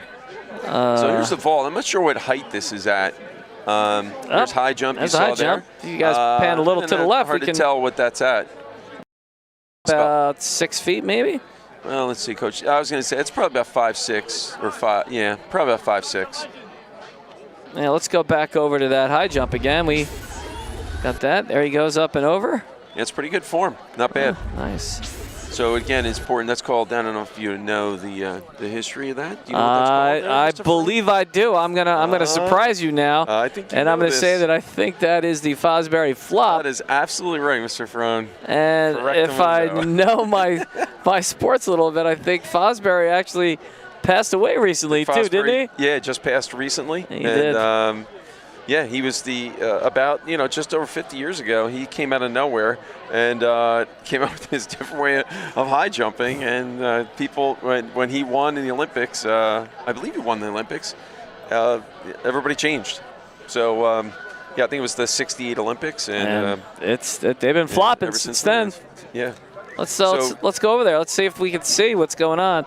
These hurdlers are going to be warming up for a few minutes. Here, wait a minute. If we can go to vault, there's looks like go to the pole vault there. From Liberty Art Girls. Oh, she's running right now. Yeah, looks like we're going to miss that. Come on. Nope, the pole vault over there on the right. On the right.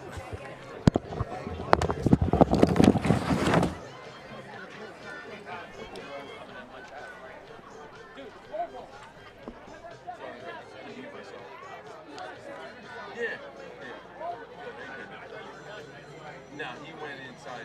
They were trying to get him on the ball, but they weren't going. Yeah, no problem.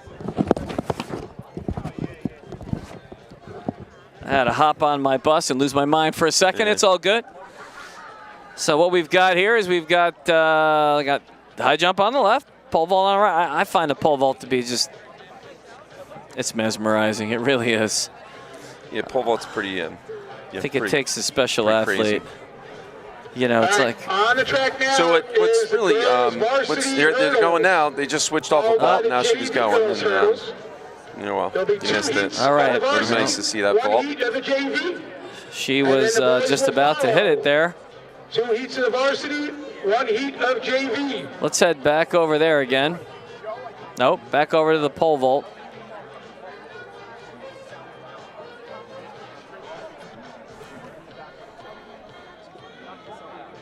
Hey, Dad, she said you're going to leave. He's not leaving. What?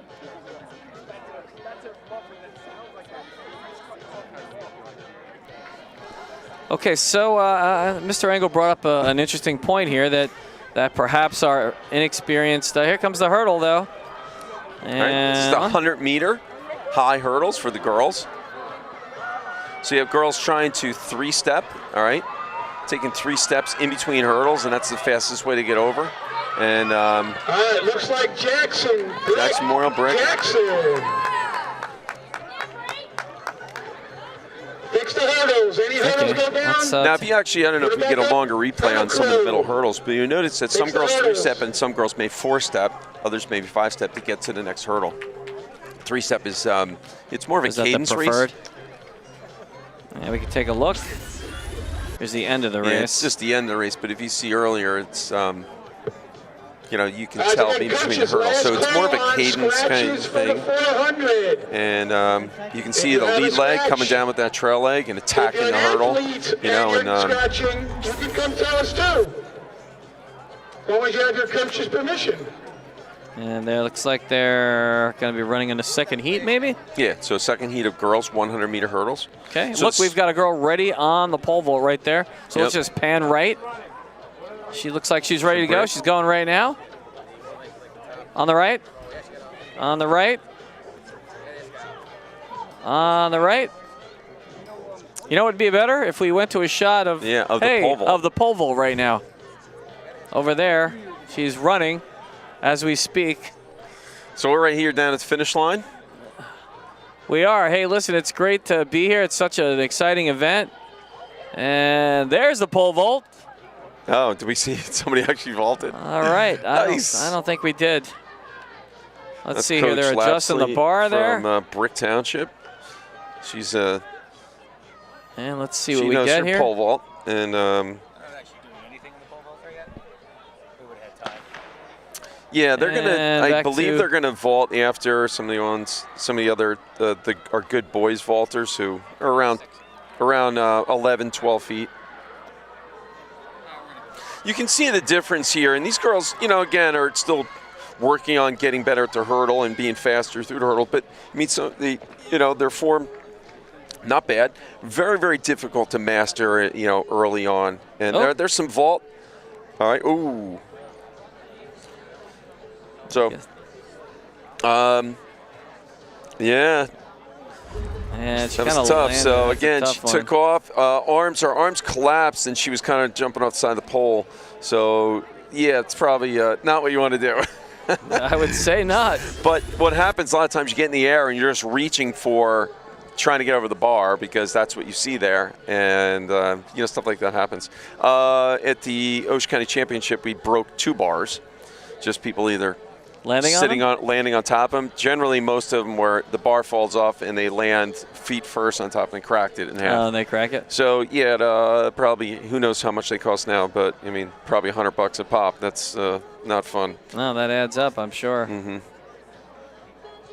In the blue shirt, there's Mr. Kip, Jay Kipp, who was a head coach of Liberty for several years and coached vault. He was he also coached, one of our, when he coached at Jackson Memorial, he coached a short conference, champion and the vault. And Mr. Kipp knows his stuff. So he comes over. Here we He's go. at the middle school, and he helps out. So there's one of, I think it's a girl from Brick, she's from Brick, I'm assuming, since the coach there is from Brick. So she made a clear pretty attempt. Excited there. Now those girls are kind of straight poling, meaning not bending the pole. So you probably, if most people out there have probably seen a pole vaulter, and they bend the pole. They do bend the pole quite a bit. Yeah. So it's it's pretty hard to go up there and bend that pole. You have to put all your energy and and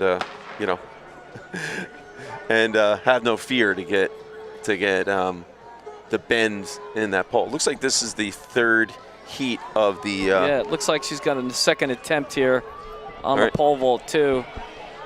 And there's a race. Yep. And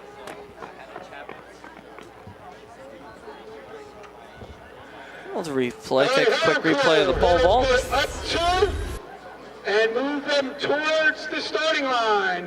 Onto the blues. And she gets up, and she gets over. And we can take one Clean. set out if we set up the first ones. Up two, and they go on the blues. And there are 3 heats of boys. 3 heats of men's or boys high hurdles coming up. They actually elevate, they get them a little bit higher and spread them out a little bit more, I believe. And we'll hang out and wait. Maybe we'll get lucky and we'll catch a pole vaulter in action here. Or a high jumper. That high jump's probably got to be right around 5'8", 5'9" right now. And remember, when you high jump, there is no pole. You are simply jumping over that. I did a little high jump in elementary school. It was fun at my height. I think I was able to clear like almost 5 foot.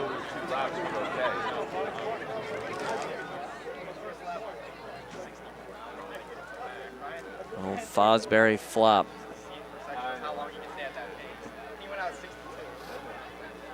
And as we're still waiting to see if the boys' high hurdle race is getting underway. So where's our drone operator?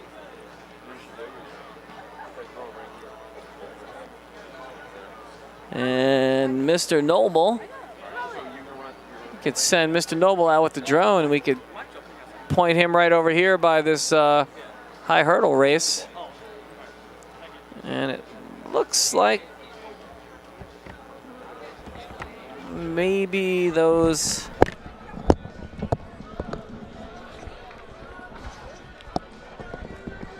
Well, that's okay.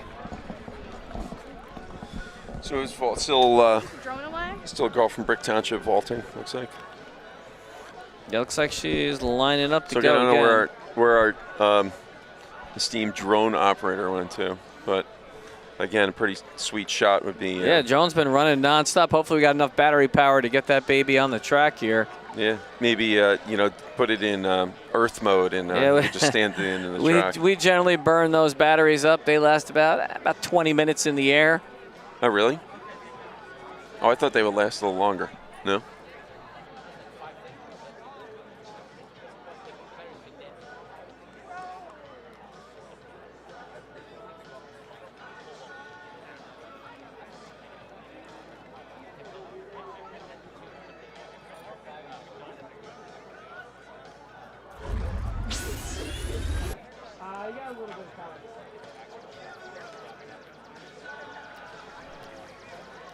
All right, that was a nice jump. When it rains, it pours. Mm-hmm.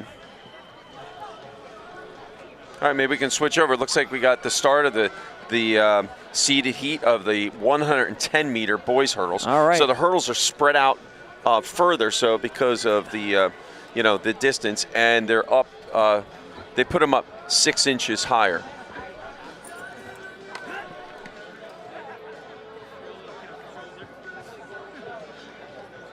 All right, up now. First All right, so here's the first heat for the 110 hurdles. 110 hurdles You got to get over on the that. track.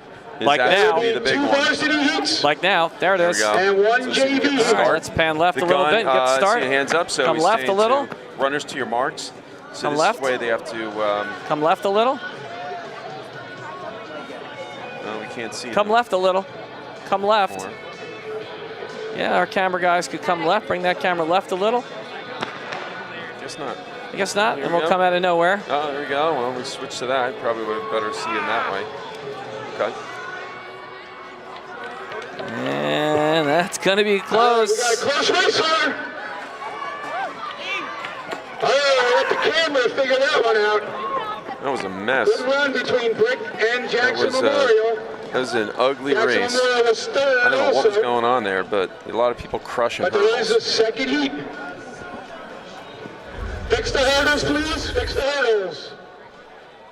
So if you can see those hurdles, they fall over. They're called rocker hurdles, and they're made to. And you can see there, Rich Kosek coming over. He clipped it a little bit, on the way down. But that's pretty normal, and they're made to do that. No penalties for knocking them over. Now, unless you do it on purpose, you can't get penalized for doing it on purpose. Oh, this is a good shot. And we get the start of That's a our, good start. our There it B is. race. So that was the varsity race. So at least Memorial scored some points. They did, and the winners seem pretty happy about it. 400 and the JV 400. Can check in here. Girls, varsity, there'll be 2 heats. And the JV. 2 heats also. I'll tell you what, these hurdles look pretty high. Getting that back leg over, no easy task. And this is the B heat. The the technique here involved in this takes a lot of practice.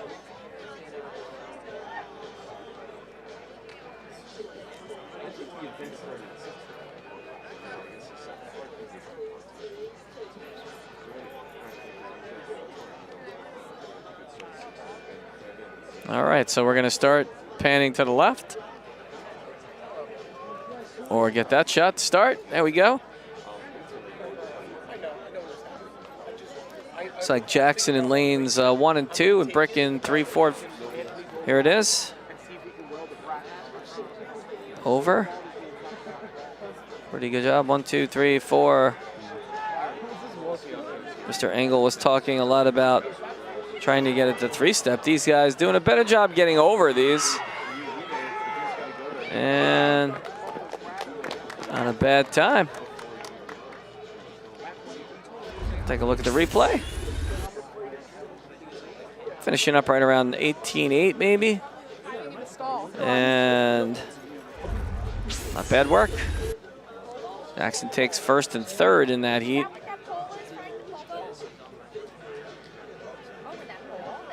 Couple of Brick United runners looking like they're getting ready to go here.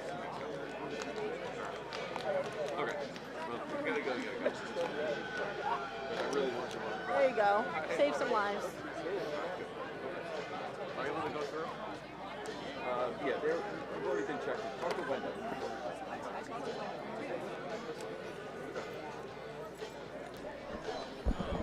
All right, Jackson with a couple of first and third in that heat. So looks like we have one more heat. Yeah, it looks like one more heat. This looks like all Brick here. So the reason why you probably asking yourself, well, why don't you just run them in the other heat? They may have had 7 hurdlers total. So they usually will split them into 2 Into heats. 4 and a 3? Yeah, Yeah. so it's, at least you have racing somebody as opposed to racing 6 and 1 or 6 and 2. Probably easier to keep track of who wins coming across the finish line when you. Now, Well, if you have fully automatic, it's not really, it's not a big deal. so is he actually doing the math on this, or is the computer simply telling him who won? Fully automatic. Yeah, it's a computer. Well, there's a line it does a camera, it does a slice. It's taking a high-speed camera slice over the finish line. So you see the line of that, and you can put their, their whatever, the chest or their torso that finishes on the line. And then it's synced up to the timing system. So it's like you put the computer either finds it or you can manually adjust it, and then it gets the exact time and translates their time fully automatically. Pretty wild. These guys doing a pretty good job getting over these things. It's too bad we had some more cameras you could go over there and you could kind of see, and people could see what it looks like. So we get the chance to go over there, and a lot of times if the race is close, we'll ask to take a look.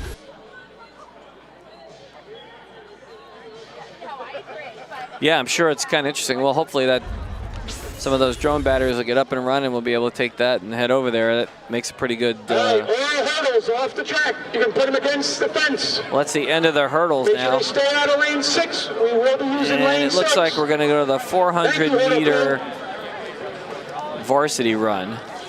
Yeah, this so is one lap, correct? Girls varsity 400 meter, 1 lap. Yep. 1 lap. So your best girls are going to be, somewhere around 60 seconds. Okay. The Liberty girls ran yesterday in the 4x400 meter relay at the Short Conference Championship. Finished second. Yeah, congratulations. And let's see, we had splits of. I got the splits yesterday and shared them. Let's see, what was those splits? Let's see. I have my phone here.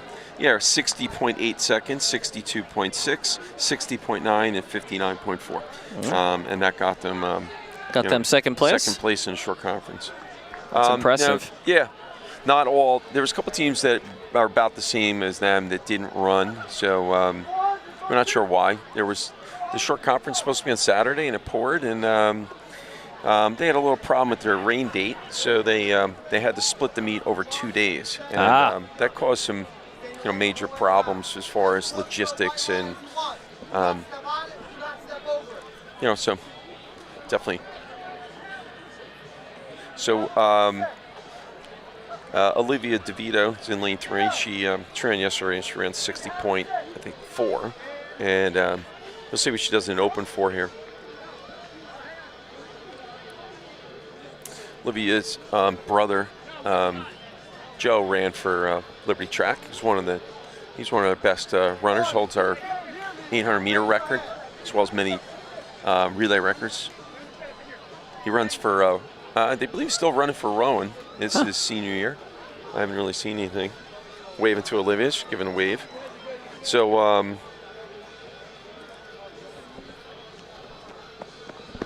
yeah, let's see. See if I can find a start list here for this. It should be on here. Let's see. 400 Looks meter like dash varsity. 3 Jackson and 2 Brick United. Yeah.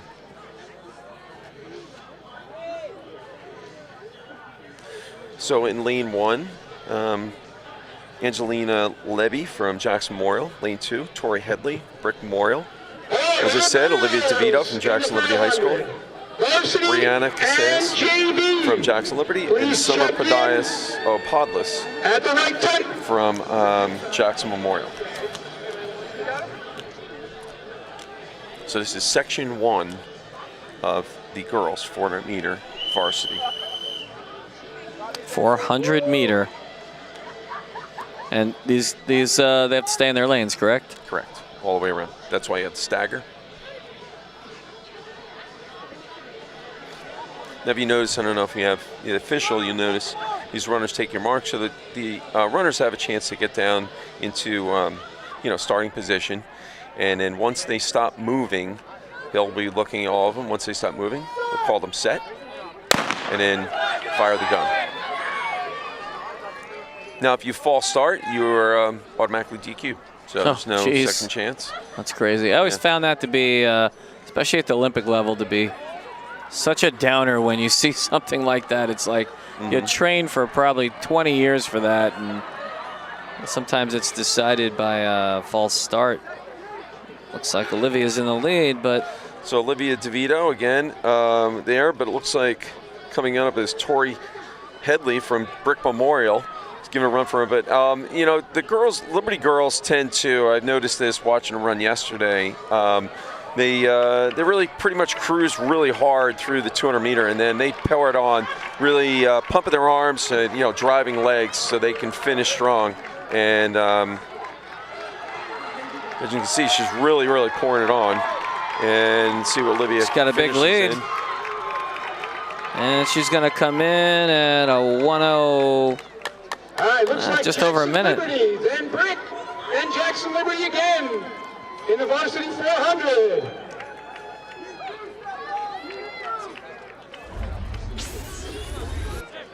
And Olivia, part of that 4x team you had the other day, Coach? Yeah, she was the leadoff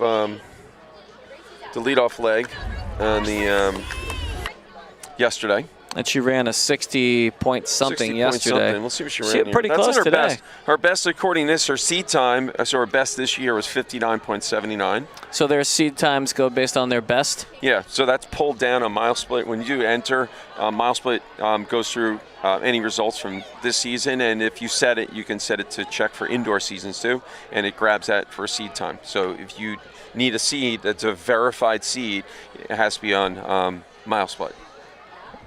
Interesting. So we'll see if we can get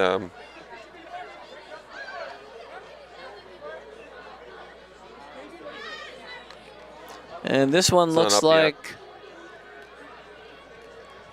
three runners here.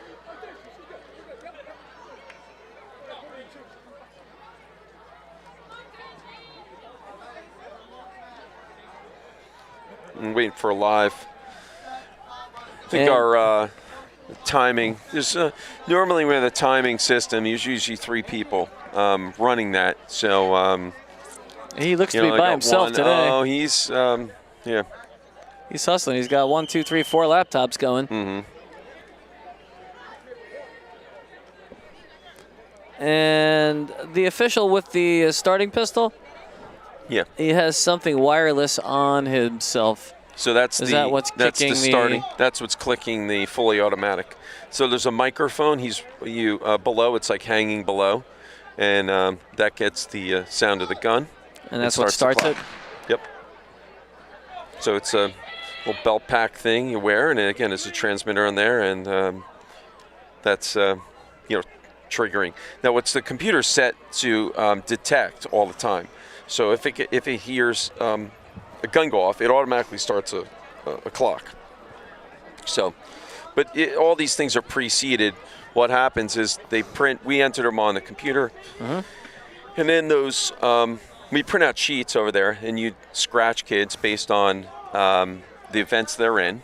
And if you want it, sometimes kids say they're hurt, and you scratch them, and then they form heats, and then those heats are entered in on the computer. So.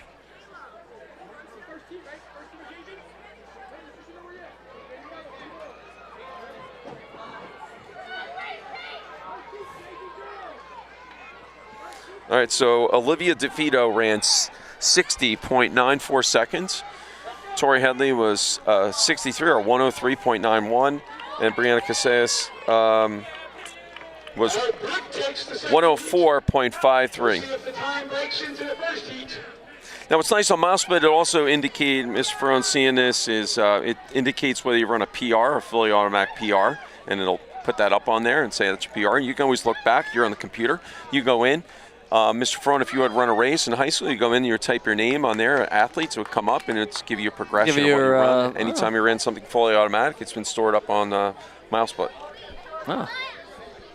I don't know. I also can enter things. I enter, if we have a race, and as long as it's set up on there, I can enter hand times too, and it compiles in, it puts it on there times. As a hand time? If you wanted to, yeah. Some people do that. We do that for our JV development series, and we put those up.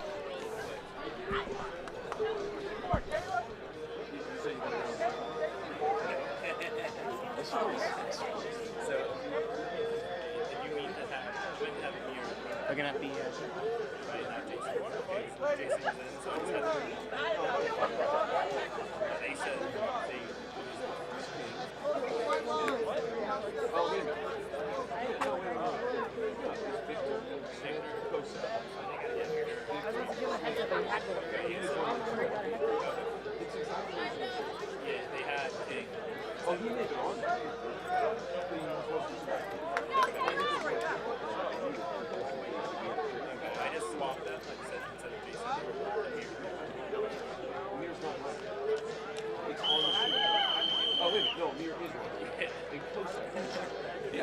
All right, here's the first JV race here.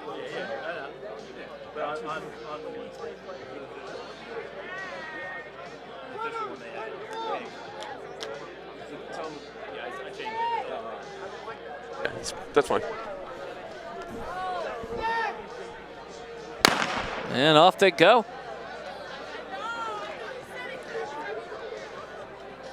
This is the first JV heat. Oh, so they're doing girls JV. They are.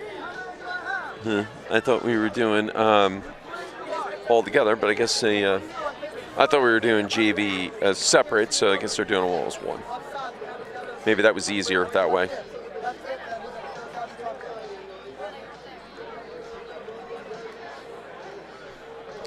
I don't know if you can see, Mr. Ferone, all the kids are wearing stickers on their left hip. They are. I was going to ask you about that. Yeah, Is that for the see, lane? All these, that's all for the cameras, you know.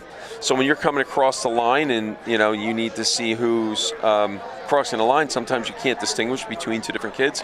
So you need to know which kid is coming across the line. So that's and the why reason it's on left the, and it's also on the left hip because they're facing the camera. Correct. Right? In that camera, you can, if you see from the drone and see at the finish line, you'll see up on the pole, you have a camera that's fixated directly over the finish.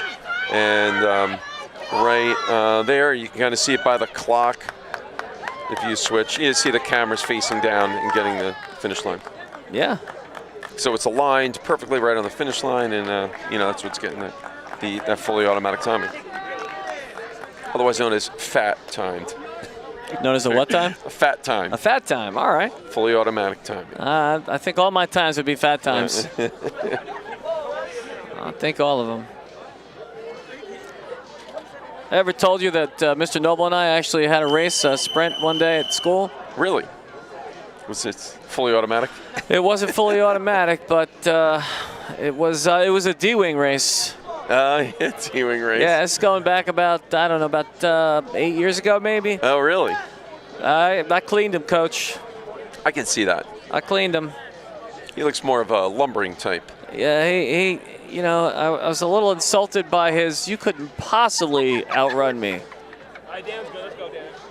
And I did. And speaking of running, I'm going to guess this is our final heat of the girls. Only a couple in there. 400 meters. So we got our fast seeded heat for the boys coming up. So we'll see what happens here. It's interesting to see folks look over their back shoulder here to see where their opponents are.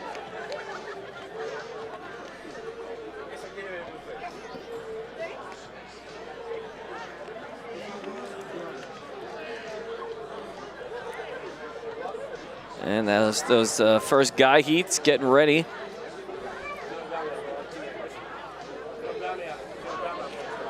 And when you run the 400, is that generally your people that run in the relay that end up racing in the 400 individual?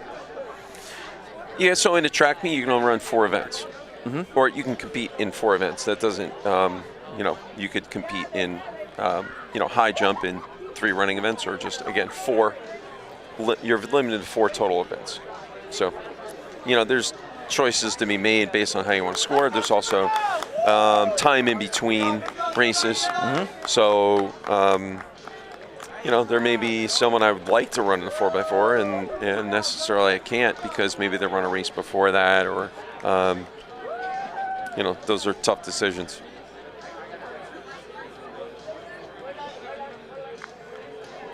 And the guys are lining up here. So we first heat looks like Victor starting.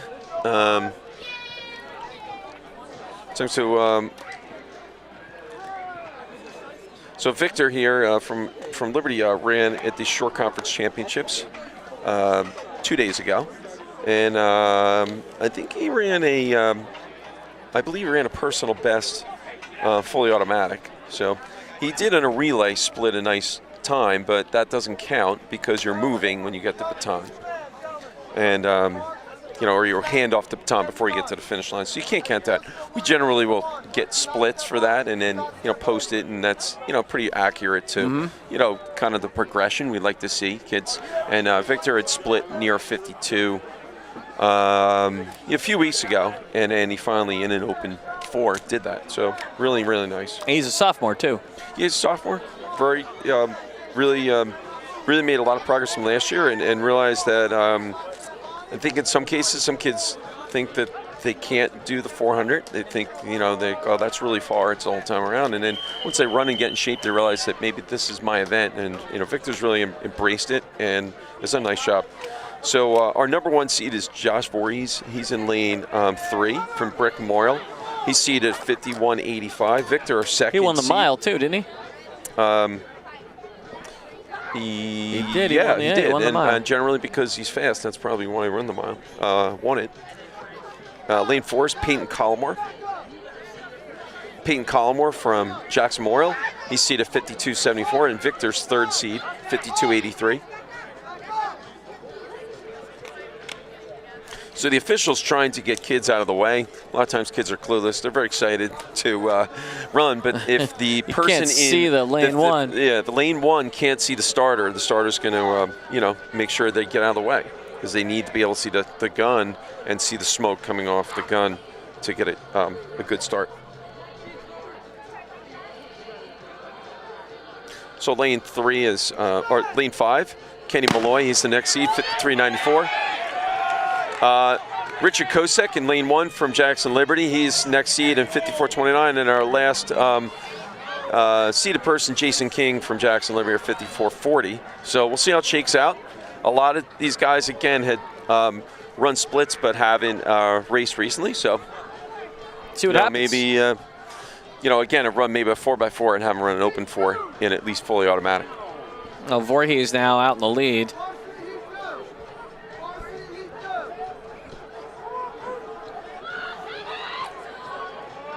All right, looks like Jared Voorhees is in the lead from Brick Memorial. Victor's giving a run. It looks like Collmore. Victor's finishing strong. Get him, Victor. Victor comes along and wins the race. Wow, what a finish for Victor Akin. Did he win that one? Did he come across? Yeah, he came around. We have to see the instant replay on that one. I'd have to see the replay on that. Truck. That was wow. Let's see the last 20 meters. That's impressive. Nice. The 4x1 cohorts on Victor's team are over there punching him to congratulate him. Not really, but let's take a look at that excited. replay. They're excited for him. So we'll let you know as soon as we get some timing. That was so close. That was a great race. What a comeback. Yeah, let's take a look at that replay. I'm feeling kind of upset I can't go over. I want to go give Victor a big hug. Oh, you go right ahead, Coach. I may have to do that. That was big. That was huge. That was exciting. It's kind of tough to now. I want to yell sometimes, so I don't want to. Listen, you do what you got to do. Do what I got to do. I'm simply appreciative that you're here to explain what the heck is going on here. I don't want to leave you hanging. We've been good buds for a long time, and this is not. You know what? I'll say this and I'll say it live. I really appreciate you guys coming out, and because I always feel like a lot of times it's. I know it's a challenge to do this. I get it. But it's nice to recognize a lot of these kids and the hard work they put in.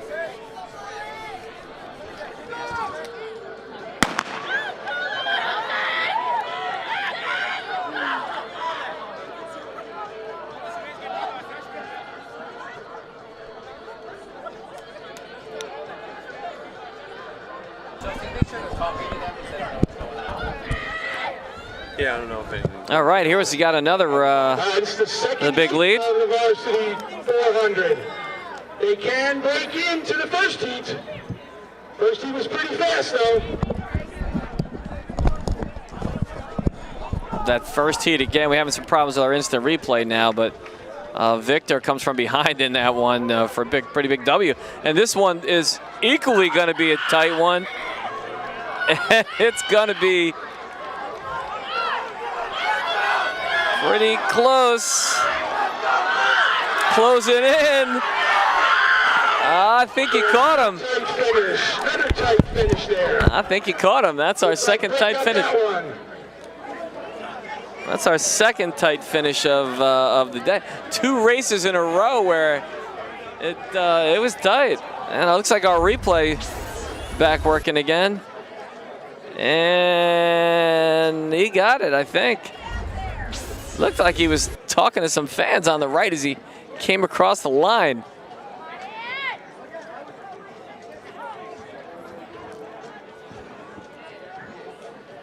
This looks like our next heat. This could be our first. This could be our first JV heat, I think. And that looks like Logan Russell over there.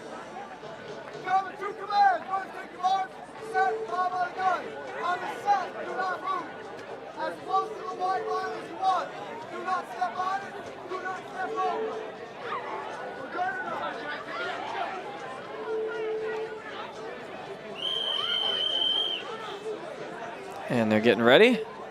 Officials give them the instructions.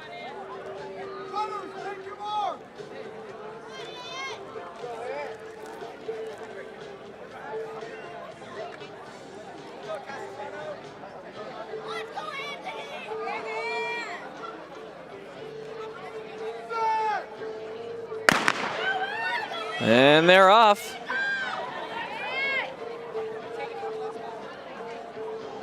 And a lot of red shirts out there in this race.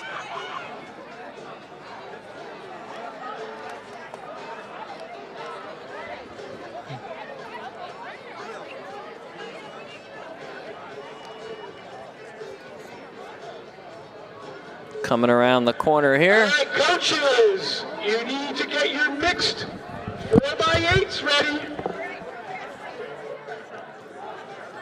Mixed 4x8 teams, start checking in over here. All right, we're in the 3rd heat. So this is the first heat of JV.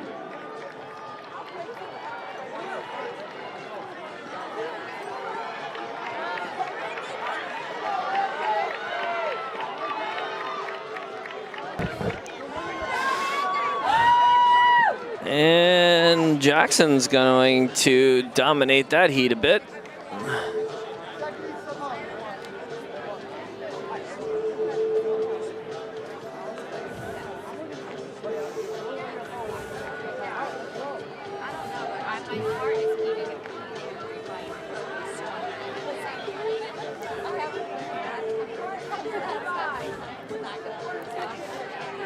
And heat number 2 here in the JV.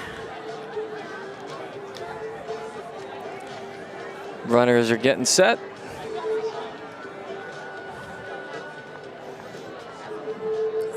Mr. Noble had the drone set up. He's got the drone set up on the finish line there.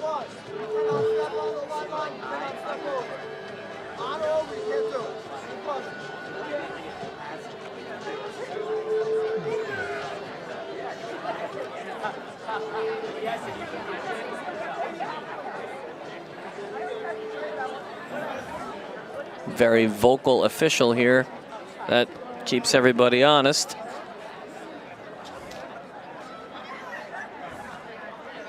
It's good too. I've been listening to him talk to the student athletes all day and answering whatever questions they have. A lot of these kids new to the racing.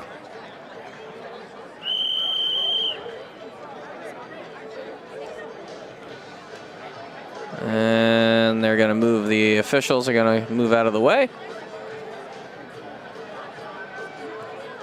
First lane, important to see it. Runners will take their marks.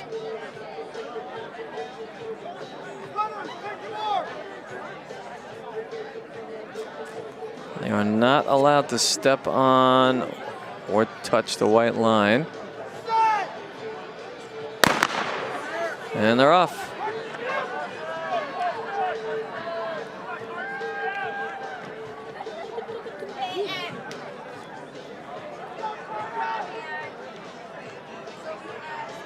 Racers hit the first straightaway on the other side.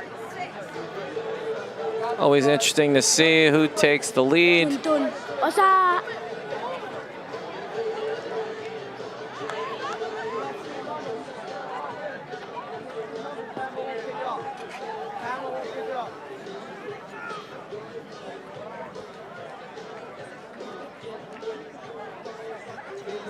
Coming around turn 4 here.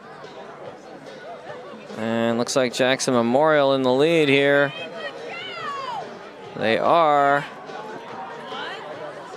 And they're going to come across the finish line.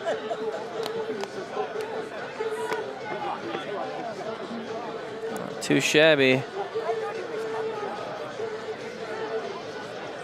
Pretty good. Take a look at the replay. And that's pretty good for the photo finish, I would say. We could use that maybe as a replay for the actual piece that finishes, and then use, maybe you should try having them pan next time. See how that goes. Kind of point down towards the track and then pan right as they come across the finish line. Try that next time.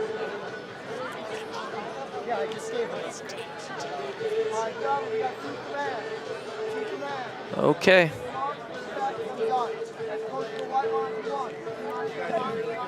Couple of athletes ready to go here.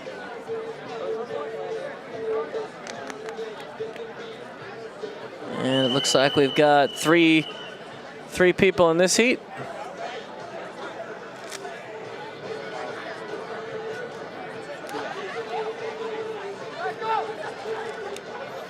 Lots of folks out here at the race now. It's a sea of activity. I kind of compared when I first came out here today. I was like, what is this? Is this a Woodstock concert? What's going on? And off they go. Knowing your own speed here is so important when you're running from whatever lane you're running from. Sometimes you're out ahead, sometimes you're running from behind, and you gotta run your race.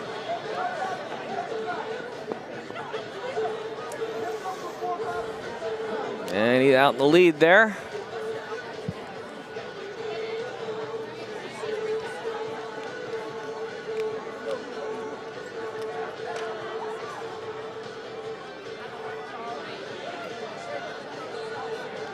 Coming around turn 4. Last leg of the race. Got a pretty good lead. Oh, but he's coming in from the outside. And he's going to get there. There's a nice look right there. He comes across. Nicely done. Pretty solid race.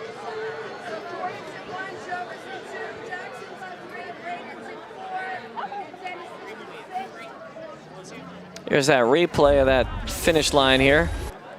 Nice drone shot here. I know Mr. Noble and I have been talking about, let's just set up like 4 of those in some places.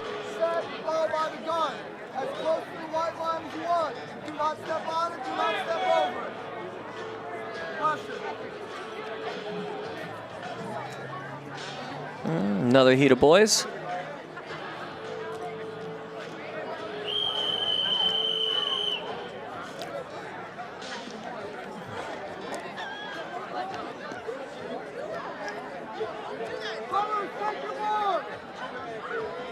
They get set.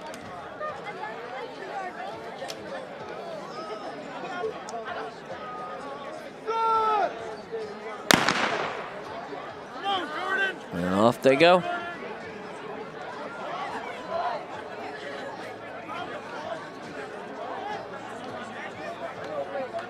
That lane 1 starter starts so much further back than everyone else.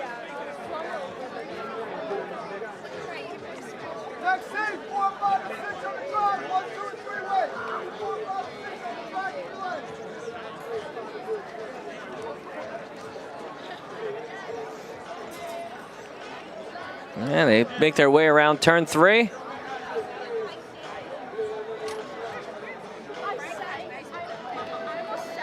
coming into the final turn.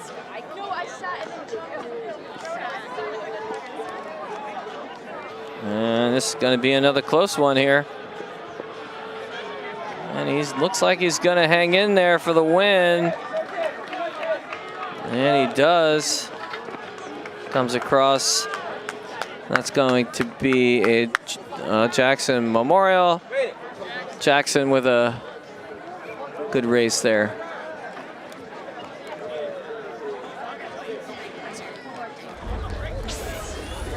Photo finish.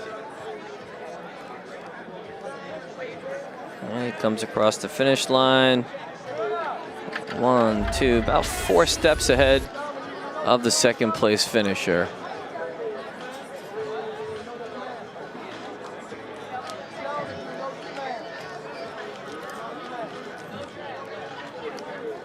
And that is AJ in lane 1. One of JTV students. Let's see how he makes out.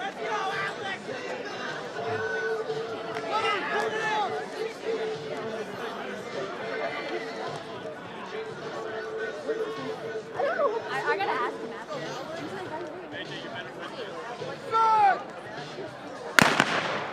And off they go.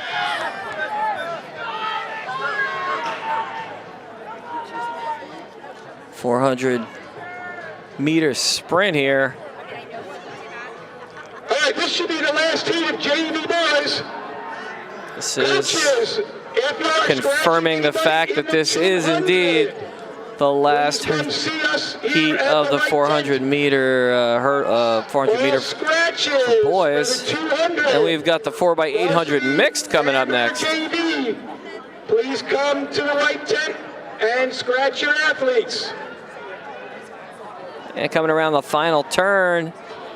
And it's going to be all brick here as he's going to cruise across the finish line. Again, working on that personal best there. He's going to come in under a minute, that's for sure. Maybe 56 seconds. If there are any second place finisher. Who wants to run a 200? 106. High school student, no. No college students. AJ is going to come across around 110. Here he is. The winning time there.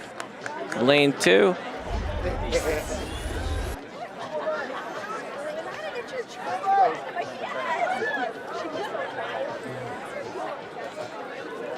Good? I think I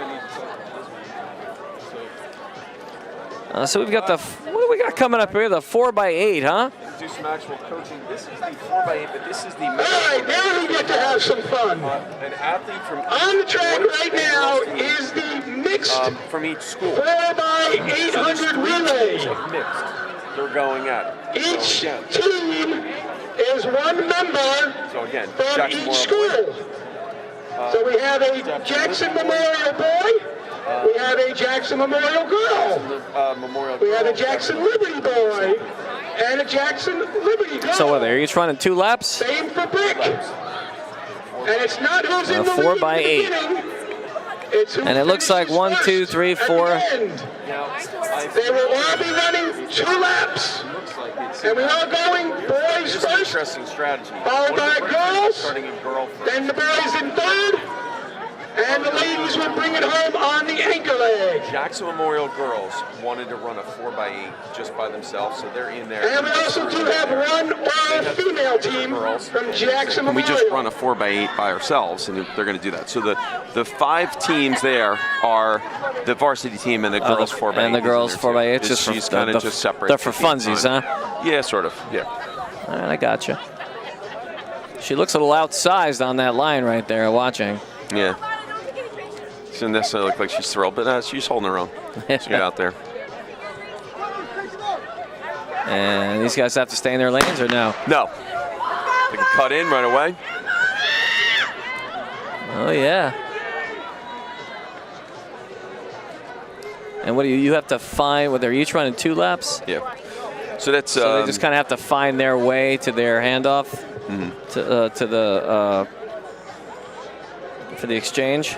Yeah, so when they point? come around, what they do is they figure out as the team's coming in, the team that's in first will be in the first position, and they'll switch if that changes as they're coming along. They'll shift positions. If they are too tight to each other, do they take different lanes? Yeah, so if you're too tight, somebody will move out in lane 2 and they'll exchange that way. Okay. So you'll see it. So hopefully when we get to that point, we'll have a camera shot just on the exchange zone. And you can see it gets pretty hectic, especially when there's a couple teams together. So it looks like that's Vigiano. This is like a Memorial. 3-man race right here. So he's already run a 1600, ran a 400, right? And now he's coming back for an 800. He may be running a 400 and a 4x4 too. We did have a score right now. I think it was 87 to 68. Here it is right now. 5 events remaining. 17 events. Where is the exchange zone for this? Exchange zone would be the start-finish line. To 68. 79-68 currently right now is the score. Jackson Township winning over Brick Township.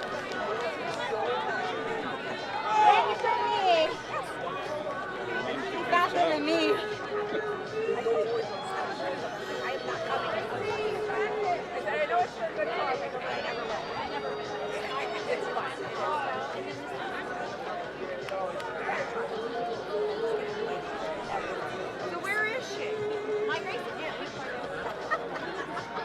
And here they come around lane 4. Here comes our first exchange. And the lead has changed. Looks like Jackson Memorial out in front now. And the handoffs take place. 3 clean exchanges. And all 3 exchanges go to girl runners. Are there 2 more exchanges coming? Yep, they're coming.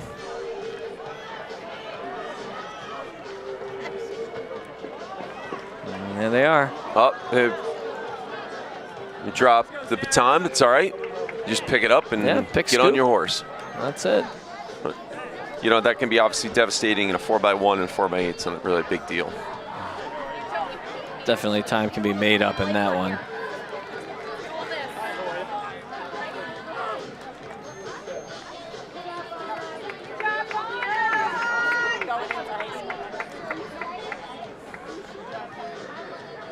And there they come around. The first group of runners coming around turn 4 into the straightaway here. 1 more lap to go.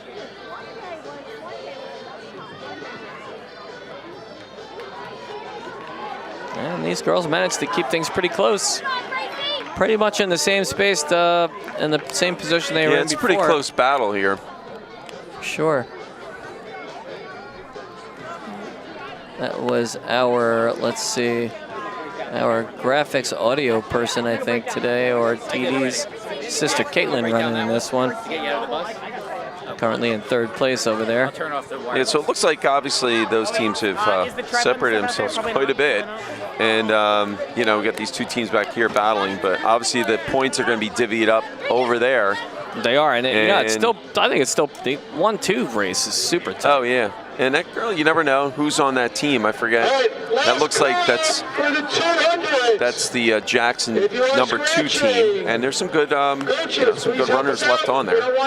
Open lanes. Yeah, it looks like Varsity scratches. the next he's gonna feature Ryan Petros. He's from Jackson Liberty. He's about 2:0.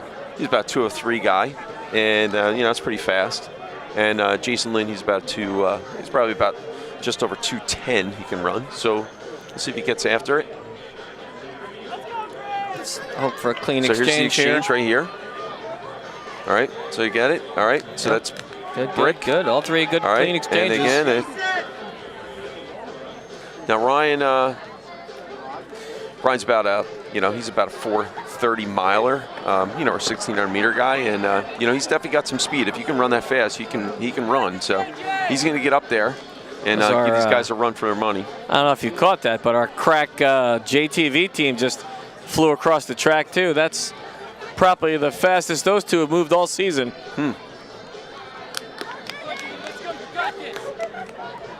There goes 4th place for Brick. You see the lead changing again.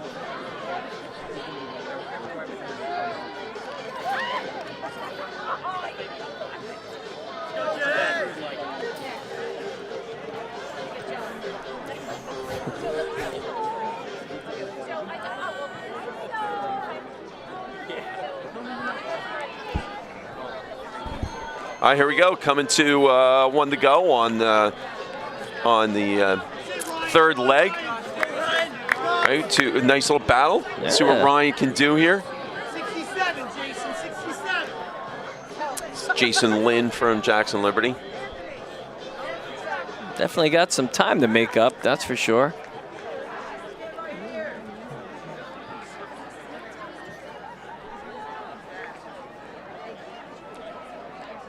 Interesting to see like who's taking big strides, and it looks like Ryan's pulling away here. Ryan is Ryan's very good. He's striding. Now Ryan is he's senior. He's going to run cross and track at Georgian Court next year. Cool. And pretty excited. He was a soccer player, never ran cross for us. I wish he did. He would have been outstanding. Really love work ethic, how he races. He's a phenomenal runner. Really good. I'll tell you, his last Really leg good. You can was see him really solid. pouring it on. Really All right, I think that could be right there. Hopefully that'll be good exchange. finish this thing strong, and we'll see. But this girl from Brick, I believe she was in the Matita Mile, and she's definitely going after her. She's closing in fast. Yeah, it's going to be a good battle. So hopefully the girl from Liberty can hold on.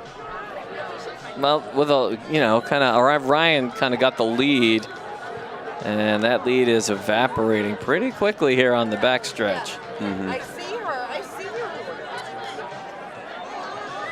And it picked up that 15-meter spread there. Now we'll see how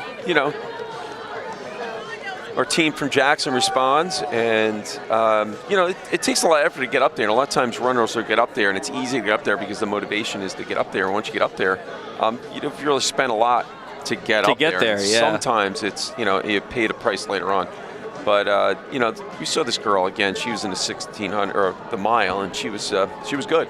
But I believe our girl from Liberty is fresh, and she hasn't run, so we'll see. Tough it out, use those arms, and maybe see what she can do. Hey, Winter K, come on now, come on now. This is the bell lap. All right, this is it, and it looks like she's pulling away.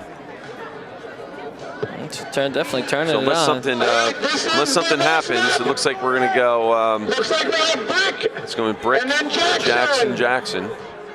Followed by Jackson again. Our third place team. Right now from Jackson, we got Jordan Borers on the last leg, and she runs cross country for the Mighty Lions. All right. Cross country, good breeding grounds for those, probably a lot of those longer distance runners that you have. It breeds the toughness. Well, the cross country races are what, 3.2s? Yeah, 3.1, 1.2. Yeah, 5 kilometers. And you get all metric, but Brick takes the first. we got Brick Township. yeah. Brick United winning the 4x8. 5 points for their team. It's like it was like about a low 920. 920s. Jackson comes in Jackson coming second for 3 points. 9:32 and change. So we get second, and we'll see. And it looks like Jackson's B team will get third for 1 point. See, Jordan Borer is going to come across here in a second. There she is.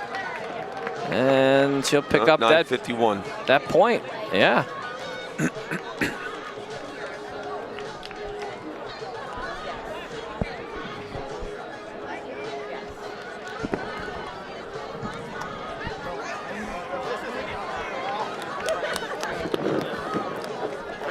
These JTV kids aren't used to being out in the elements, Coach. Yeah, tracks. Yeah, it can go a little long sometimes. Yeah, listen, I told you my impression of the track meet when we came out here. It was pretty festive mood here when we first came out here. I thought I was at a Woodstock or something. Yeah, we put music on, have a good old time. Music, they're playing frisbee, tossing tennis balls around. Yeah, it can get pretty exciting because especially when kids are on the infield and there's an exciting race going on, that, you know, like kids will really get into it, running back and forth, and you know, that's what it's all about. You know, having that excitement and being part of something. You know, even though you're not out there. Yeah, it's one of my favorite things in track.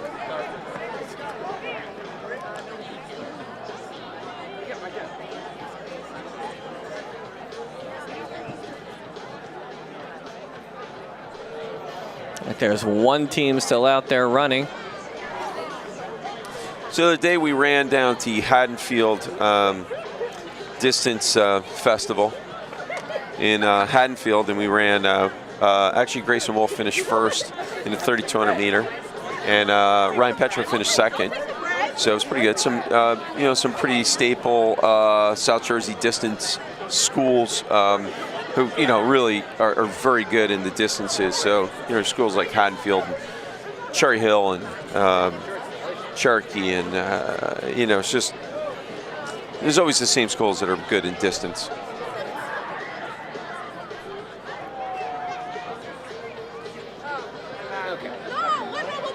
Yeah, and that was a big festival down there. We had music cranking. Yeah? Oh, yeah.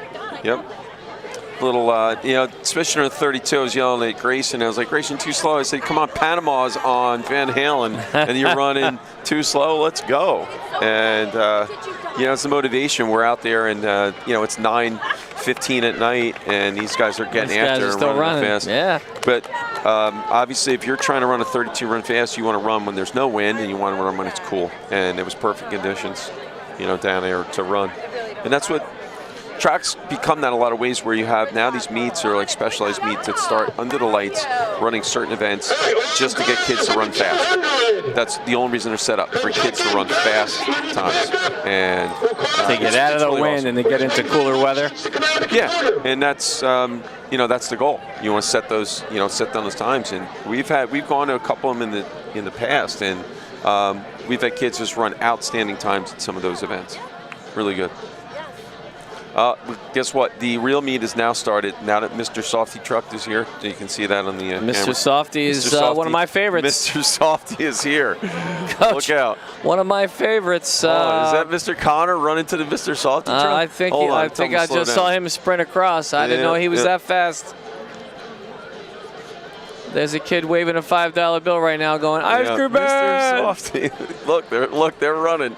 They are. Look, they're sprinting over. You know, you run your race, you earn that. You earn that, Mr. Softy. Next thing we have up here, we got the 200-meter varsity.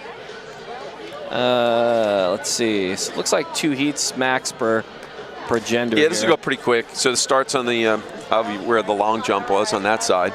So if we got a camera, we're gonna have to shoot from there. You know, on the far side of, you know, turn 3 there. So they're probably setting up. Yep. So we had a bunch of scratches, all right. We had a bunch of ads. So we're putting them in the computer now. So give us 1 minute. They're going to be adding that. So computer's setting up the heats. Let our camera crew know. So that this race is going to actually start over, like Mr. Engel said, over by the long jump. We can relocate one of our cameras and point it in that direction.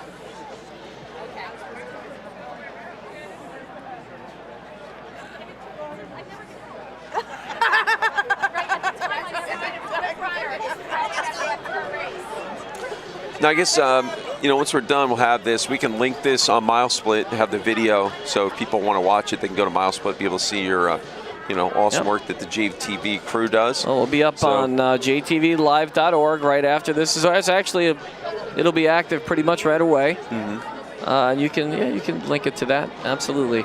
Yeah, and again, to my camera crew right now, we are going to be, this race starts basically turn 3, which is over by the long jump. So we can point our camera over there for now. And it's coming up on about 8 o'clock.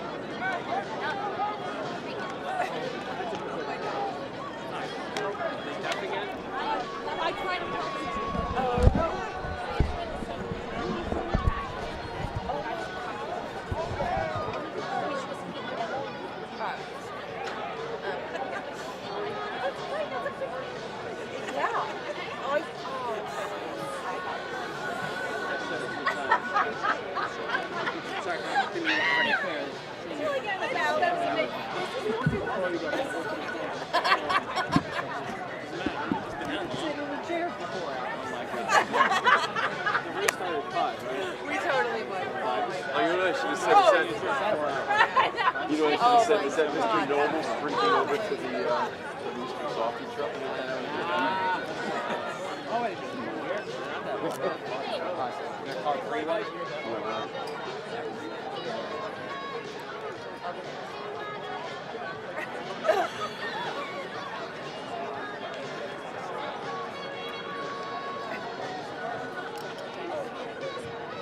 That race is going to start somewhere to the right, so let's pan on over to the right.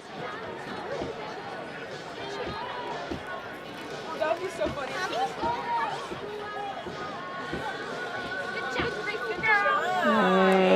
Pan right a little bit more.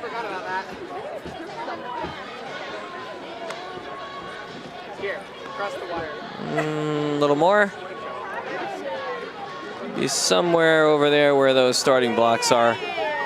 So the 200 has them starting from there, and they'll come around and finish on the timeline. I felt short before, but now I really feel short.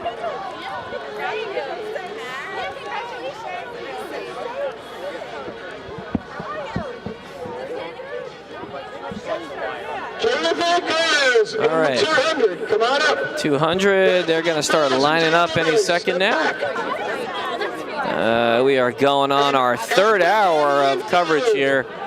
Never seen starter from here. So you need to stay by the tents or sit down. JV cars right now over here.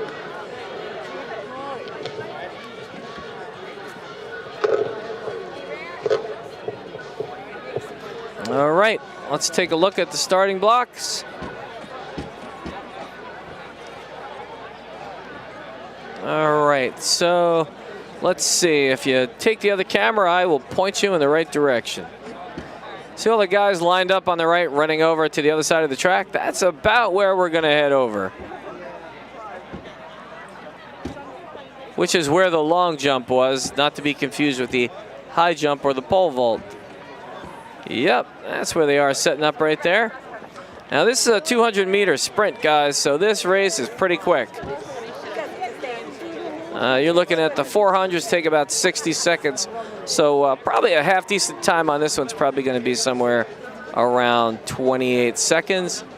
And you can see the official getting irritated because folks are in the way, and he needs to clear them out.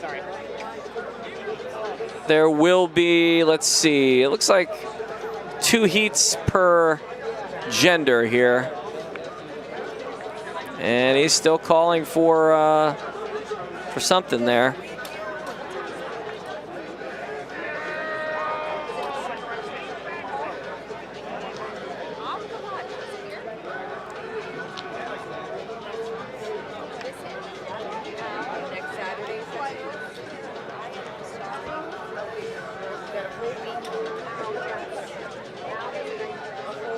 And here we go. Looks like the official's ready to get the race started.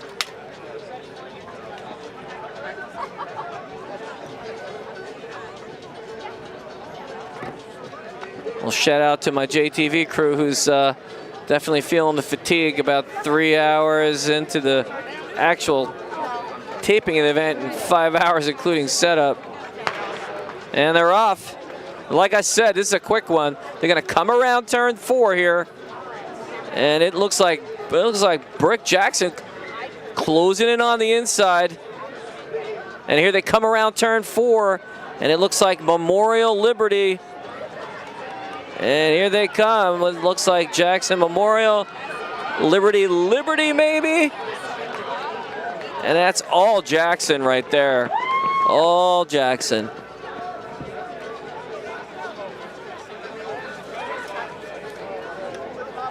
You got Memorial in first and Liberty in second and third. Good race here for the ladies. Take a look. Here's our video finish here. And she's going to come across closer than I thought. It was 2 steps. And they're ready for the second.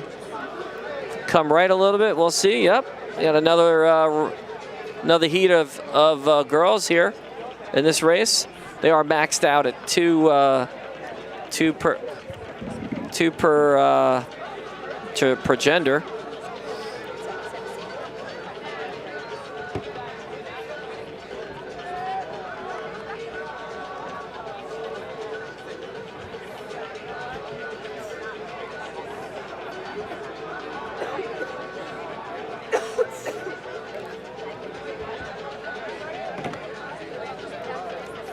All right, racers line up.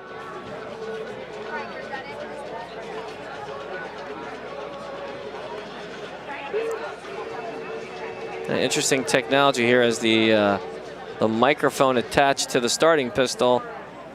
Ooh, I think he had a misfire. He did, first one of the day.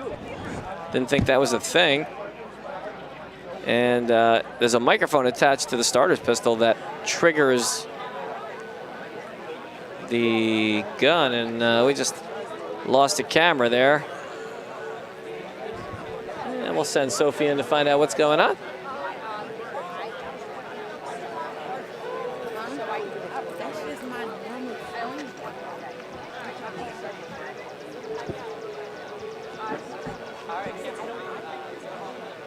Having some technical difficulties, and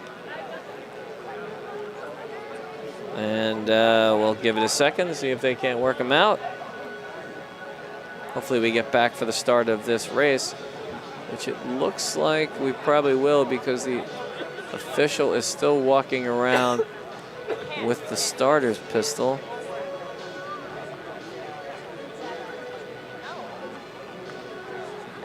Well, folks, if you have a flashing on your computer screen, that's actually happening. We're back up.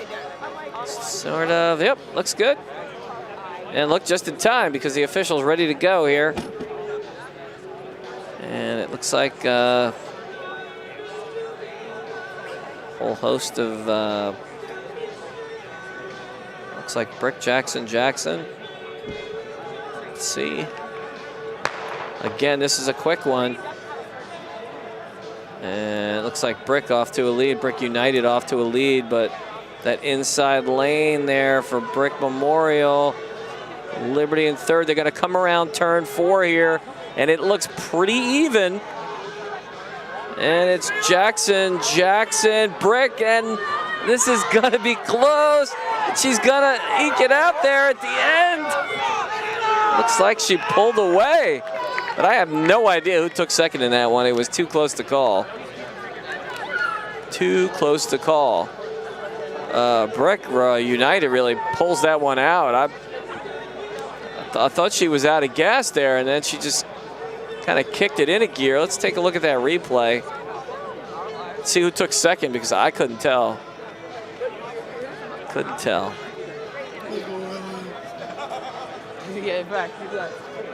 Looks like they are running the third heat of the 200.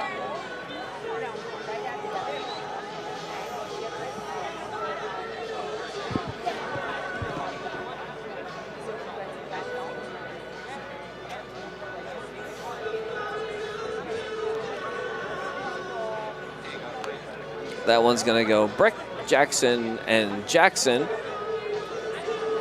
And if you got here when this meet started about, I don't know, 4, 5 o'clock, temperatures were like 77 and hot. It was actually hot. Things have cooled off quite a bit.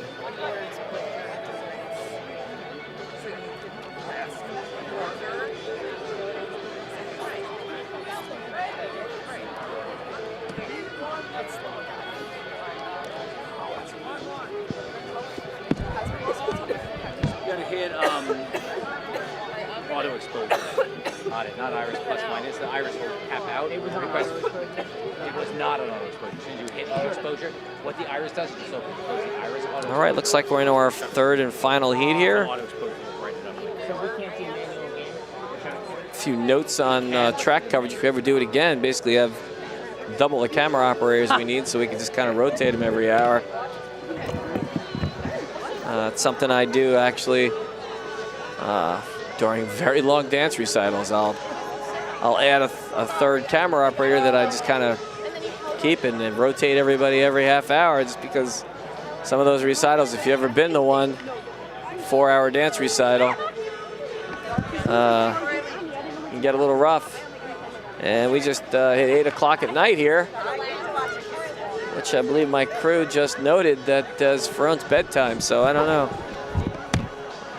A little rude, but mostly true, to be quite honest. There's a little confusion in the corner there as to what's going on in this 200. It looks like there is one more heat of girls. But again, it's a quick race when it comes to like how much time it takes to actually run it. It's not very long. We're in the 200. We've got about 1, 2, 3 events left to go, and I'm kind of. Oh, this could be the 200-meter unlimited entry non-scoring we're in right now. Oh, okay, that makes sense.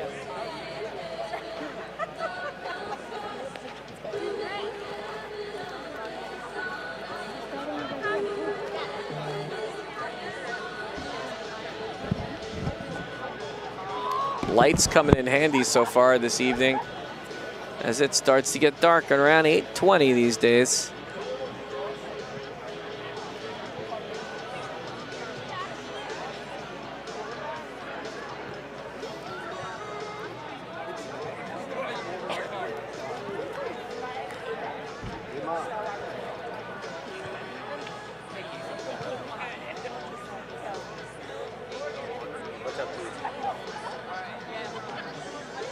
And JTV's got a couple other events going on at the same time tonight. We've got, let's see, we got a Memorial Chorus concert right here at Jackson Memorial. And over at Jackson Liberty, McCullough is having their chorus concert tonight. Lovely kids over there getting there to do their thing on stage.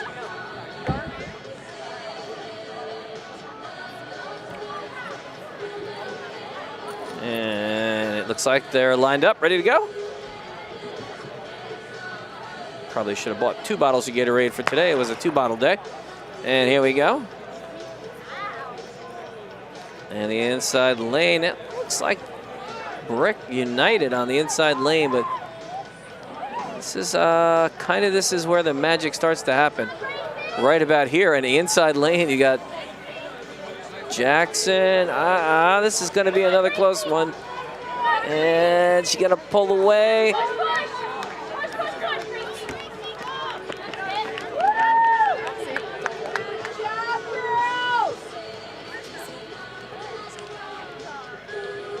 right.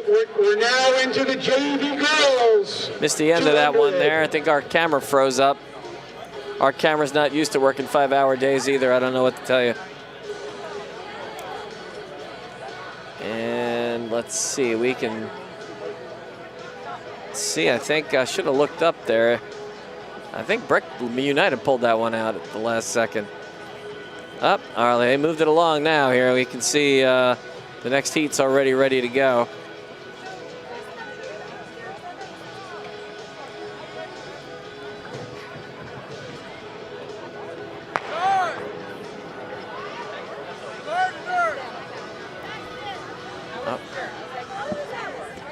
And they're coming around the corner. Here we go, around lane, turn 4. Ooh, I don't know. This one's going to be tight too. Or we're going to completely miss the, there it is. And Jackson Memorial striding out. And is it going to be close? Looked like a Jackson Memorial and then Liberty 2 and 3, it looked like. I see Mr. Noble's drone camera look a little bigger than normal up in the sky there. Actually, that's an airplane. Sophie Spadafino sitting next to me right now. Let's go. Let's mic Sophie up. Hello. Let's find out what's going on in this junior's head here. So this is your first track meet, Sophie? Yes, it is. A little longer than you anticipated. A little bit longer, yeah, just a tad. All right, here we go. Just a tad. It's been interesting to see these guys out on their own, and we're in another heat here. It's so much activity. I mean, there were things early on. There was long jump, high jump. I could never run that much. Keeping up, it wasn't easy. Oh, this could be as we make the turn. Looks like Brick Liberty Brick. Oh. And looks like she's gonna hold the lead. She's gonna hold the lead. She will. And that one's gonna be Brick Liberty. Liberty maybe. I think, yeah. I think so. I think she strided it out there at the end. Yeah. Pretty good race there, like I said. 200, I think that's a race. I wouldn't mind the 200. The 400, like one full lap, to sprint it, I don't. Honestly, I much. think we should get out there. Much, I think we should you give it know. a shot. Yeah, maybe the 50-yard dash or the 50-meter dash, even shorter, or maybe a 30. You know. Knowing me, I'd trip and fall on my face. Yeah, I haven't had such good history lately. Of injuries. Okay, Yeah. I'm not gonna lie. Some strange ones at that too, I might add. Yeah, a little bit strange. Now, this one looks like it's brick heavy here. Looks like 1, 2, 3, 4, 5 lanes of brick. I see 6. Oh, you see 6? Oh no, look, we got Liberty over here. 1, 2, 3, 4, 5, 6. No, 6. Oh, 6. Yeah, but 1 lane, 1 Jackson girl. Oh, you're I talking think. about Jackson. No, Yeah, I yeah, think yeah. that's a Jackson girl too. Oh, okay. So here we go. Then let's if I'm not see what's mistaken. up. This is good times. This is fun. These girls been waiting around for 3 hours to get in this race. Oh yeah, it looks about 6. And Mr. Engel did tell me that the most you can run in a race, you can only be in 4 events. Oh really? Yeah, I did not know didn't that. know. Yeah, me neither. I thought you could just Newt Rockney it and be in everything. Yeah. All right, here we go. This is where the magic happens. Right after the turn, it all evens out. Here we go. We get into the straightaway, and apples are up. Oh. And Liberty takes the lead here. And she strided it out. Nobody in the area. No reason to cut to that one until that one ended up a little closer than anticipated. Yeah. You can hold off on that cut until you see somebody actually in the shot. Yeah.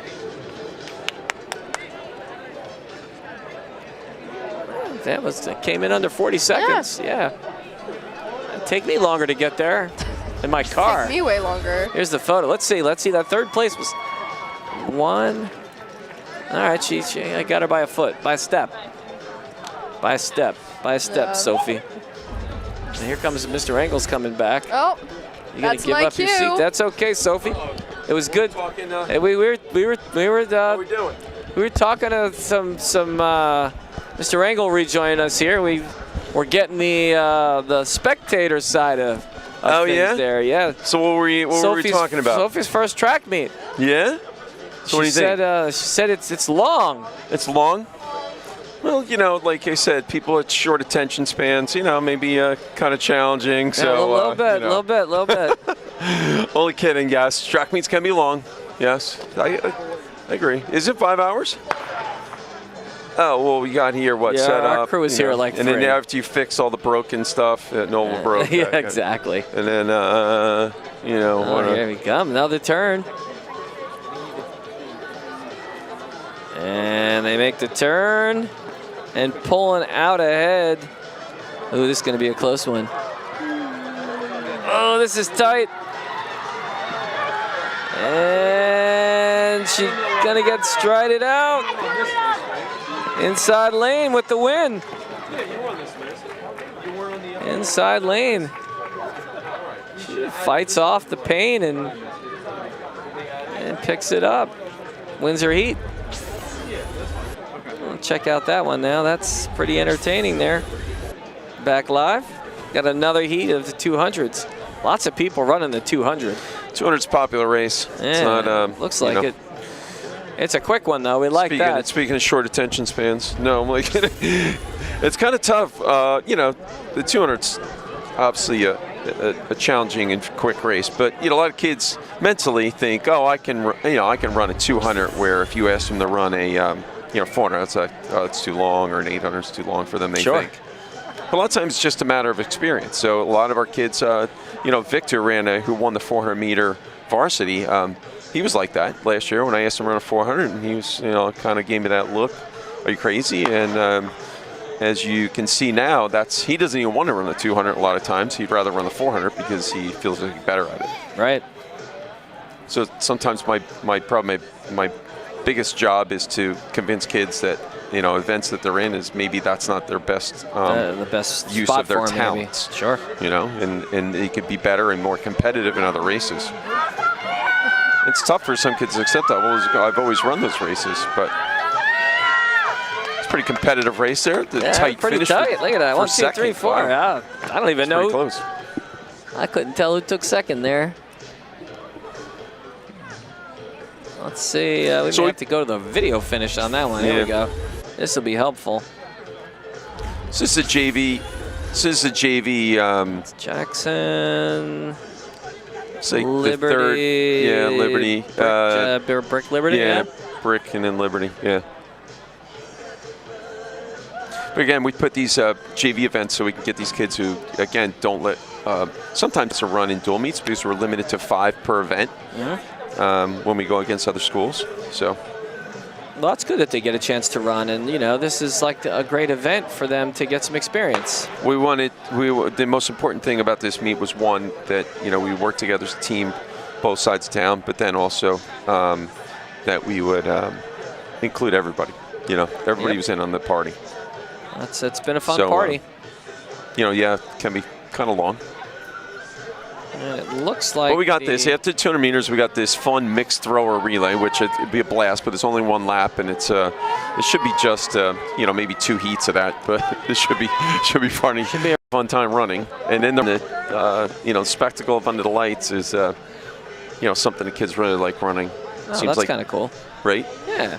Come on, back in the day, you remember? Did you ever play? Get to play like baseball under the lights. Play a game under the lights. It was just like a special thing. It was always a special thing. That's right.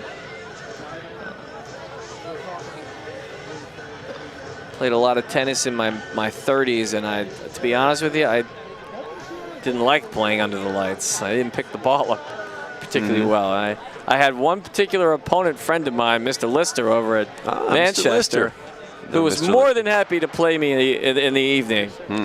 My reaction time, not as good at night. Shout out to Mr. Lister, by the way. A lot of fun years playing tennis together. Sunday mornings with Sweeney McKenna and John Weimer. Lots of fun. And boy, things really shape up on that turn. Got our cameras back working here. Oh, I don't know. This is gonna be close. What is this? They're stacked. Wow. Wow. I don't even. Who knows on that one? I think it was Liberty Brick, maybe. Yeah. That was close. What's a good number for the 200? All right, this is the last heat of JV girls. I don't know. For then we get to the varsity boys. 200. Depends what we're talking. It's under anything under 20. And they're gonna run away with this one.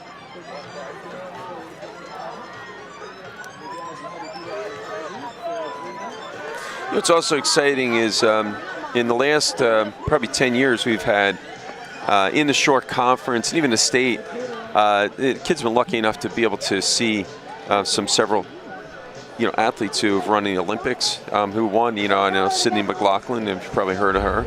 She won the 400 hurdles, broke world record by like over a second in the 400 hurdles, won a gold medal, and she ran for Union Catholic here in New Jersey. And just get a chance to see her. She was lights out on the track. Oh, I can imagine.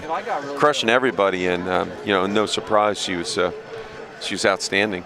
Aji Wilson from Neptune. We were at the track yesterday in Neptune for the short conference championship, and the track's named after her. And she's won an indoor world championship in the 800 meter. Been to the Olympics several times, and she's outstanding. You had Robbie Andrews run in the Olympics.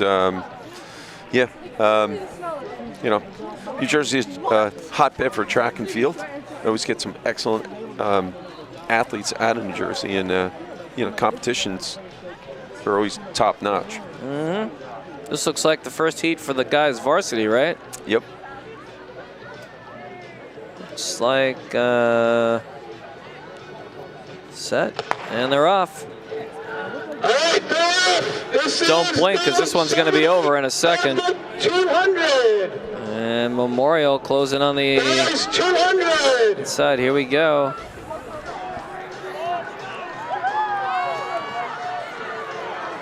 We got a nice tight race up front. So it looks like Brick, Jackson, Brick. And then we wait for the final on second and third. Yeah, it looks like, I think you're right. I think it was Brick, Jackson, Brick. Let's take a look at that replay again, because let's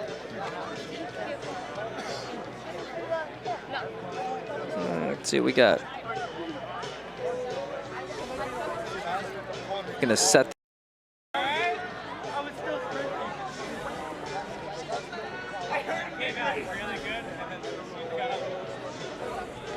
Yep, there they go. They're going to set up. Can stay with this race. This is heat number 2. Now this is another heat of varsity runners, you think? Yeah. So this is going to feature at least one Liberty runner. I think we had a couple guys drop, possibly. Sometimes guys drop out, maybe don't feel right. So this is Amir Smith coming in. See how Amir's running today. Looking pretty strong. And he's going to take second.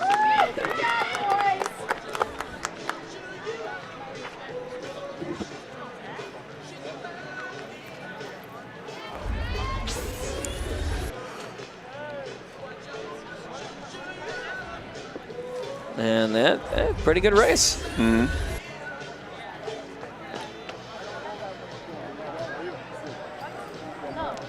Yeah, it's kind of cool to see the Jackson and the Brick kids kind of talking to each other, and you know, normally it's crosstown rivals. You got the different schools that are usually competing against each other, and now they're kind of teamed up together. It's kind of been a cool evening for that. Well, track's a little bit different than the other sports, and a lot of the kids know each other because they spend so much time at the track meets. You know, so it's here we got Jason King, and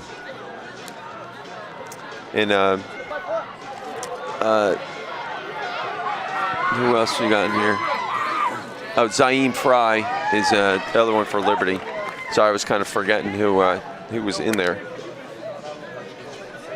Jason King's pretty fast. You know, he's probably one of our fastest, 200 guys.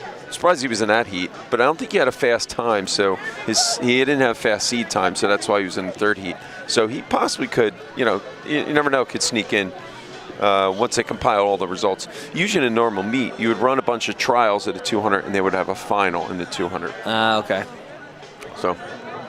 Well, they rerun Not always. It could be. Yeah, they would run the top 8.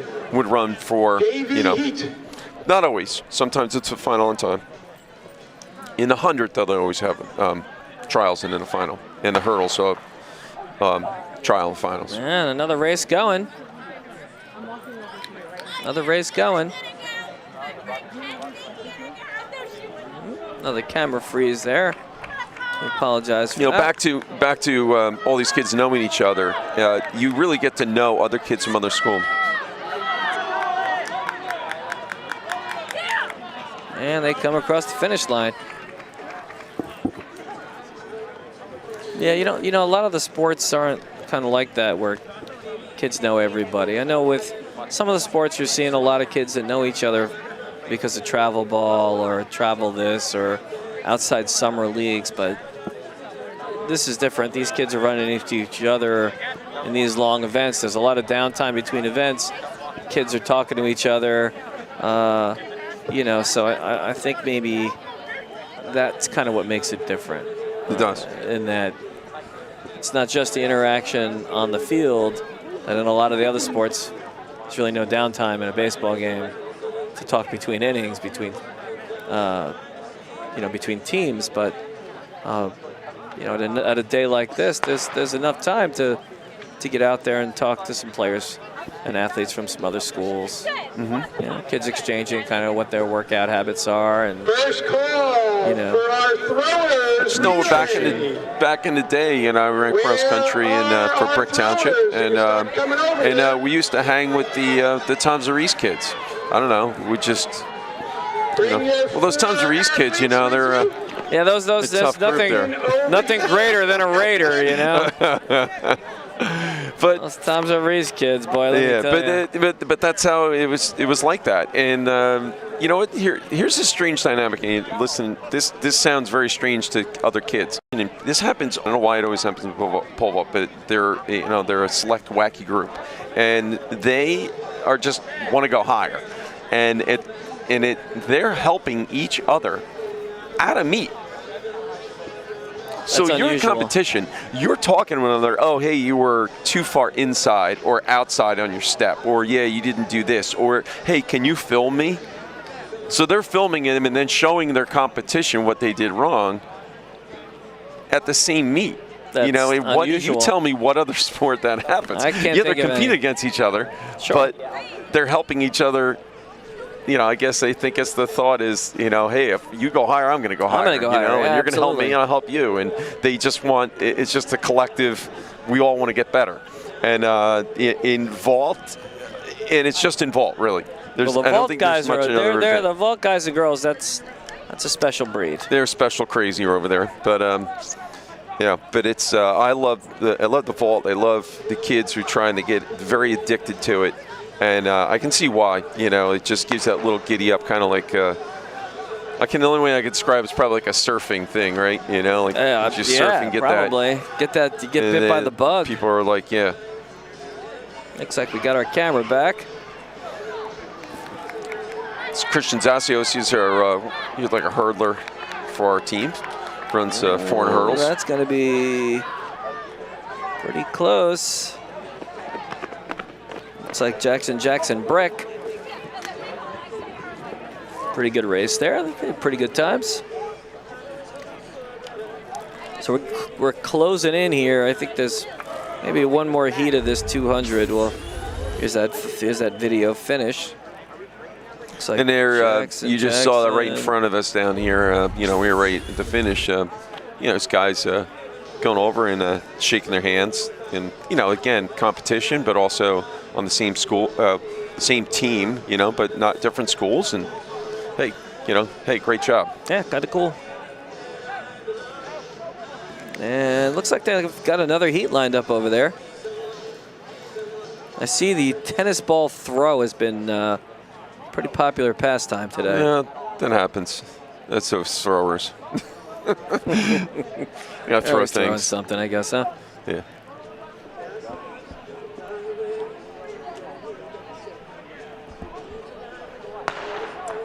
And they're off.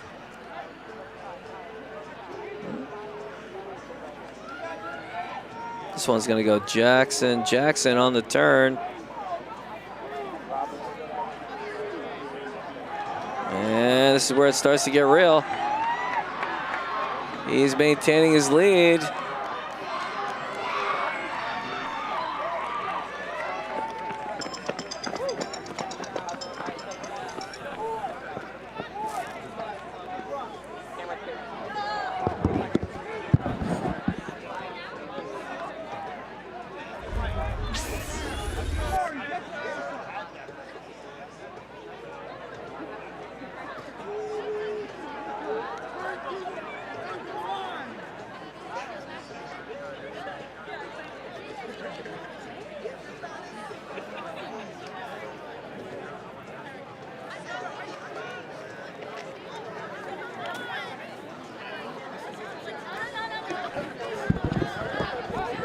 We finally kind of figured out what's going on with our cameras. Somebody keeps popping the breaker in the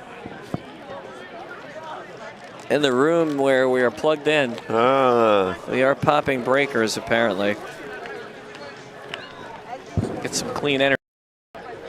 All right, so we've got thrower 4x100 mixed. You're gonna have to explain this one to us. All right. Is that we still got a few more 200s. Looks like there's another 200. They're Have to hold clerking off on that. They're clerking those races, meaning they're organizing them over there, telling them what lane they're in, and who okay. needs to wear the fourth leg or the final leg needs to wear the hip number, and then you know. Nope, we got our camera back. Yeah, once we get going. Ooh, that might be Liberty right there. He's gonna hold on. Yep. Yep. That looked like Liberty Memorial. Jackson. Yeah. There's Logan Russell. Looks a lot like, what's his name from the Notebook? Ryan Gosling. I think he looks like Ryan Gosling.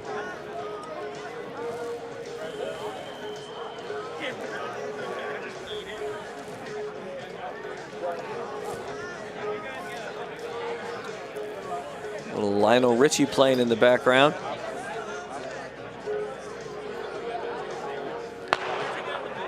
And another race off.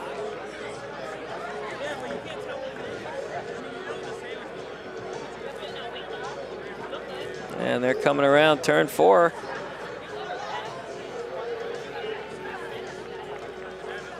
Ooh, we might catch him.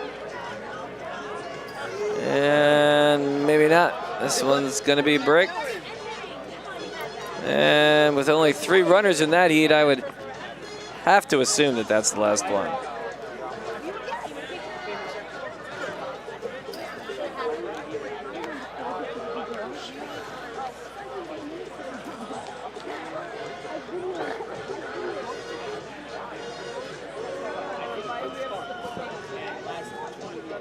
Or not, maybe there's another one. Just take a look with that whistle. See where that whistle blew over there, guys, and let's see what we got over there. Yep, there's another one. There's another race.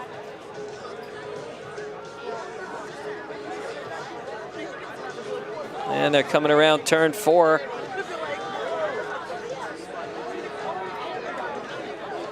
There they are.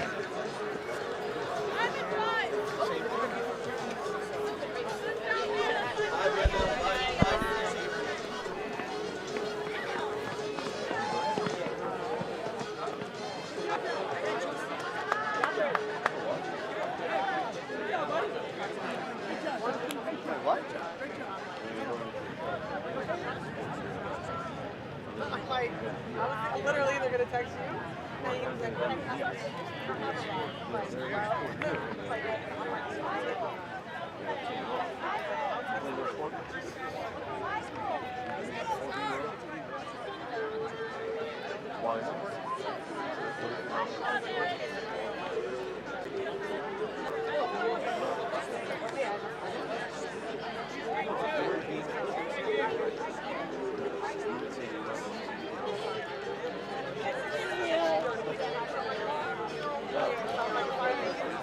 All right, our next one coming up is the thrower 4x100. This is 4x100. Everybody gets 100, so that's 1 lap. Well, that's 1 lap around total. Now the fun thing about this is throwers that are running, and they can hand off anything but a baton. So my guess is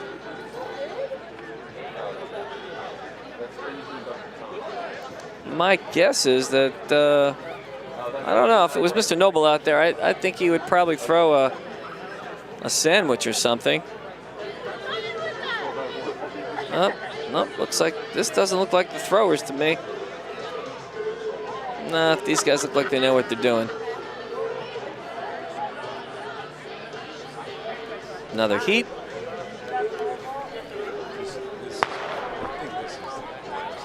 And this probably is. Yeah, I would think this is the last heat. And Brick. Looks like Brick Jackson Brick. Come around the corner. And that's pretty much going to be all Brick.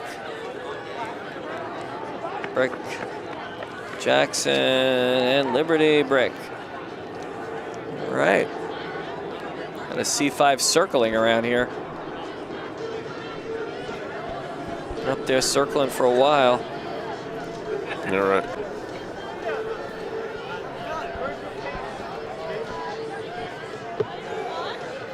Alrighty. The throwers have the track. Throwers 4x1 relay. All right. And here's the catch. Let's see. They can use anything but a baton. All right, we've got one group's got a banana. We have some glow sticks. The other one's got a stick. Is it right, a banana? We have a cucumber. Looks like a bag of something. A cheeseburger. Ah, the cheeseburger relay. So once our starter is ready. So I guess you can't eat that while you're running? You absolutely can eat that while you're running. Anything goes in the throw relay. Anything goes. All right. That is a glow stick. Zone 1, we ready over there? How about zone 2? We ready? All right, and here they go. They got a flag down by the flagpole. Is that a cucumber? Oh, that's an egg beater, I think. Yeah, it's an egg beater.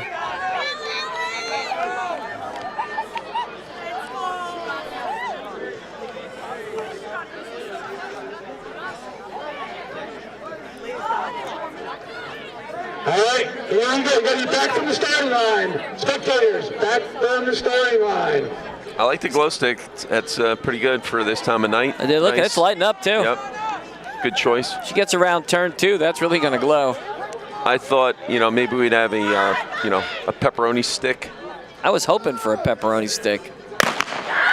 And Exciting. off they go. Oh, Now this lane 3 is pretty fast. Yeah. Oh, some throwers can run. So throwers are featuring again 2 boys from each school and 2 girls from each school on each relay. And as you can see, the excitement, I don't know if the camera can pick that up, but I mean, the excitement of people running around the track is pretty maddening. Look at the glow sticks just kind of flopping around. Do a pan out and you'll see, oh yeah, it's exciting. It's glow flopping stick around. mania here. This crowd's pretty excited about this race. Let me tell you. This is, yeah, anything that gets, as you can see, look at the crowd along there. These kids are excited. Oh, look, they got some throwers there. We're going to have coming in. Glow stick's going to win. And we're going to have to pan back real quick to see the rest of them. Who's taking second? Go Jackson second. Liberty wins. Jackson Memorial second. Brick third. And the cheeseburger. Ah, that was most excellent. There's a second heat. There's a second heat. They can break in. That was a pretty psyched up group right there. That's what it's all about, right? Yeah, they were pretty excited. Look, one of the most. We got a second heat gonna run with coming a here, and they're running with a pole vault. All right, I don't know how this is going to go. We got a water gun. There's Mr. Connor, the coach of the throws relay. Pretty awesome. We got a we got a water gun or a Nerf gun. And that looks like a sweet potato. Sweet potato. I hope this guy with the pole doesn't impale someone in the course of this. All right. This is going to be. You may have to get a wide shot. Can we do a picture-in-picture here? The interesting part may be the crowd in the infield. Yeah, which you guys might want to zoom out a little bit more. Absolutely. If I'm on the truck, if you can zoom that thing out, you got to zoom it out. And zoom it out so we can see more of the people on the infield there. It's going to be maddening. They're a little riled up, right? Yeah, look, the crowd's riled up. Maybe just zoom out a little bit more so we can take in some of the crowd. Lot of cameras now. A lot of camera phones ready to go. I don't know. I got my money on the potato. I'm going all potato because there's no way. There we go. This guy's going to discover running with a vault poles. Not all it's cracked up to be. Yeah. But you know what? He's going to be able to hand off earlier because he obviously. We'll see what happens here. The vault team There's a pile running. of people all running with them. If that vault team wins, that's going to be crazy. That camera's just froze up again. All right. Let's see if we can get a shot down. I think the pole vaulters are in the lead. He's in the lead. The Vault's in the lead. The vault is in the lead. Another great handoff from the vault. I'm telling you, I had my money on the potato guy. That is pretty outstanding. Yeah. I don't know. This guy, you don't have to get too tight. This guy's a vaulter. He doesn't count. I don't know. All right, let's head back the other way now. Let's see how the rest of the race finishes. And that looked like the potato. And it's a 2-2 race here. Gets across with the water gun. And the water gun. Is that it? Yeah.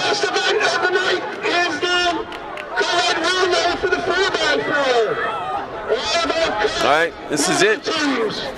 One heat, and we are done. And one heat. What do we got here? What happens? Talk to me. So this is the same as the 4x8, 4x800 meter relay. This is but a 4x400 meter relay. So it's just one heat, one lap around.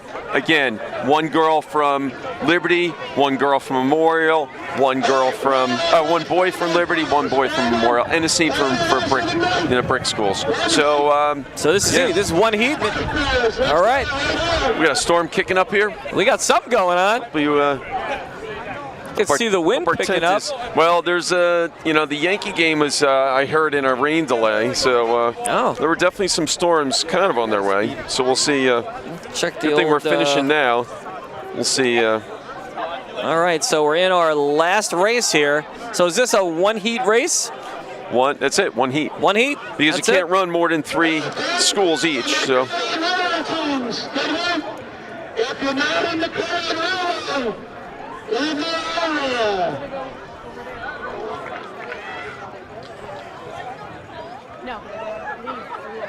And where are they going to be starting over here? They'll start in staggered lanes. So the first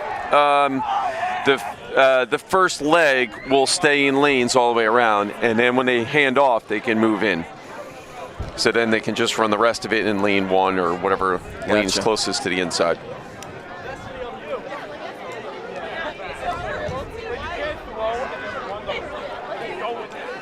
The score guys are moving their tent out of the way because the wind picked up.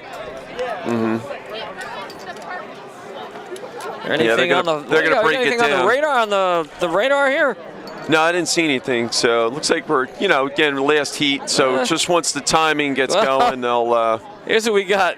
We got actually this little update here, Mr. Engel. Looks like we've got a 90% chance of rain at 9 p.m. Ooh. And what do we got? Ooh, 840? 840. They might want to get this one moving. Check that. There's some rain coming along. What's the radar say? What's it got? It's coming. I mean, there's some rain on the way. Some rain out there. We got to get this in. For JTV, you guys might want to pick up whatever you can. And we are waiting for them to line up here for that last race.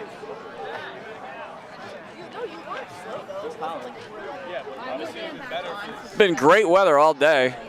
Yeah, it's a little chilly side. It's perfect for racing here. Started with a t-shirt and I've graduated to a hoodie. Let's see if they're lining up here. And it looks like I don't see anybody rushing to the line. We are in our last race. Yep, only one heat. And we did just check the weather forecast. It looks like there may be rain in the area, maybe. But then again, you know how it is for the weather. You only need to be right once in a while. Are we going, Amanda? What? Let's go, y'all. So fun. My head's cold. That was so much fun. And you can run pretty fast. Yeah. All right, I'm gonna go head over. I want to get with my guys and see. Right, listen, Mr. Engel, thanks so much for hanging with us. Hey, thanks for taking us on. I know again it wasn't easy, and it's a long day for your crew. Maybe you. I'll feed him tomorrow. There you go. Pay him. Pay him a little overtime. A little right? OT maybe. Thanks so much, Mr. Great Engel. job, JTV. You did a great job tonight. Again, thank you from all our guys, guys and girls from the Jackson team, as well as Brick for doing this for us. All right, thanks so much, and thank you for helping out.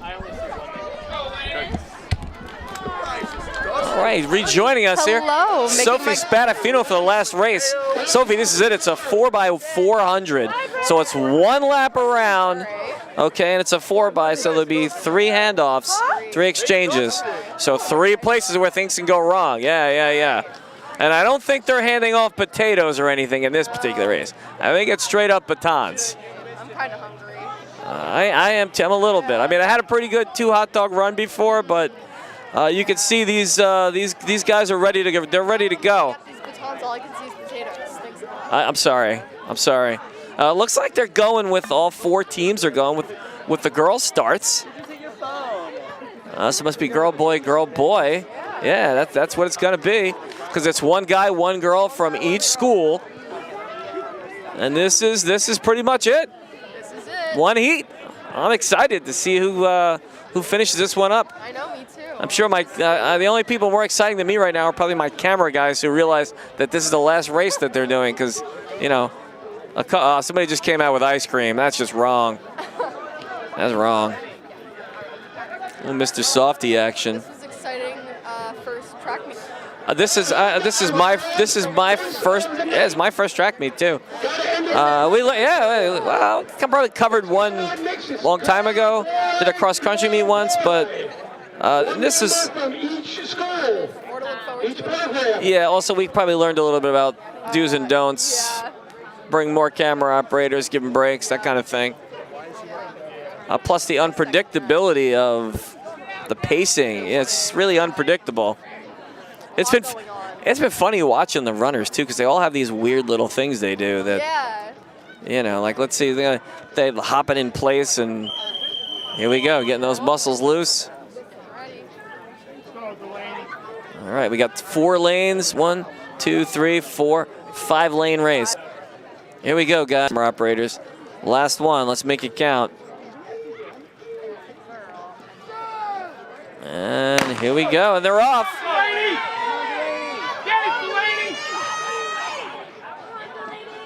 And let's see the first handoff. Let's see if it's clean. Oh, the exchanges are always so nerve-wracking. Oh wait, 4x400 mixed. Oh wait, no, they're each running. They each run a lap. I'm sorry, it's 4x4. They each run a lap.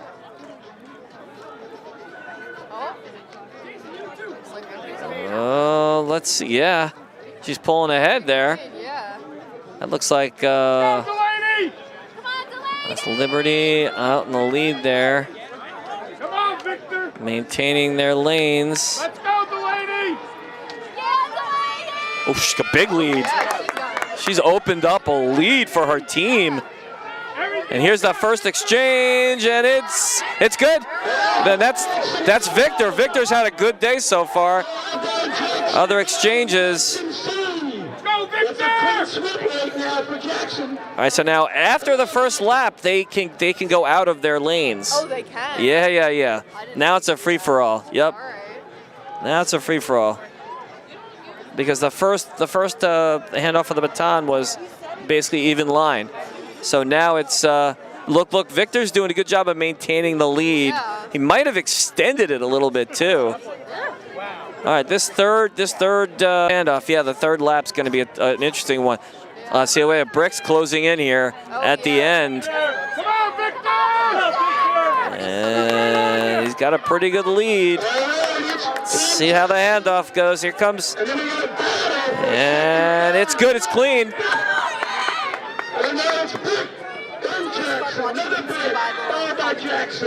Absolutely, they are so fast. Liberty's got a good distance. She's got a pretty solid lead. Don't know who the anchor lap is for them, but this particular team's got a pretty good lead. Yeah, they pretty much maintaining the same spacing. It's Jackson, Team Jackson. Yeah, look at and Team Jackson in second. I'll tell you what, we'll see how this goes. But right now, the first place doesn't seem too contested right now. But second, third, and fourth going to come down to a photo finish. And there's that lead right there. It's still pretty solid. Who's got the? See if you can figure out who's in the fourth one. These are Memorial kids, and he's got it. Clean handoff, and he's off. Yeah, he's not catching him. He's got too big a lead. All right, so look, this is going to be, I'm going to remind my camera guys of this. This first place race is pretty much a done deal here, people. What's going to be interesting is 2 and 3. Yeah. Right here, look at this. They are neck and neck. Yep. Ooh, twins. Twinsies. Just like, oh, wait a second. All right. So you're going to let the first place guy, we'll get him across the line and then make sure we're back on the other two. Close the gap a little. All right. And just, that's good. And then just, he's going to win that. Good. Now just pan back to the left. Pan back to the left. Ah! Pan back to the left. Oh, geez, I even told you guys what to do exactly. Oh, geez, okay. All righty. That was a pretty good race. That was a really good race. Had me on my toes. Had me on my toes. Wasn't sure what was going to happen there. Yeah. Listen, that's going to wrap us up. Not sure if they're going to win. Who won this thing? So we're going to wrap it up for the night. And hey, this is our first annual battle quad between Township versus Jackson Township versus Brick Township. I'm Harry Ferrone, and hey, we'll see you soon. Thanks so much for coming out, and have a great night.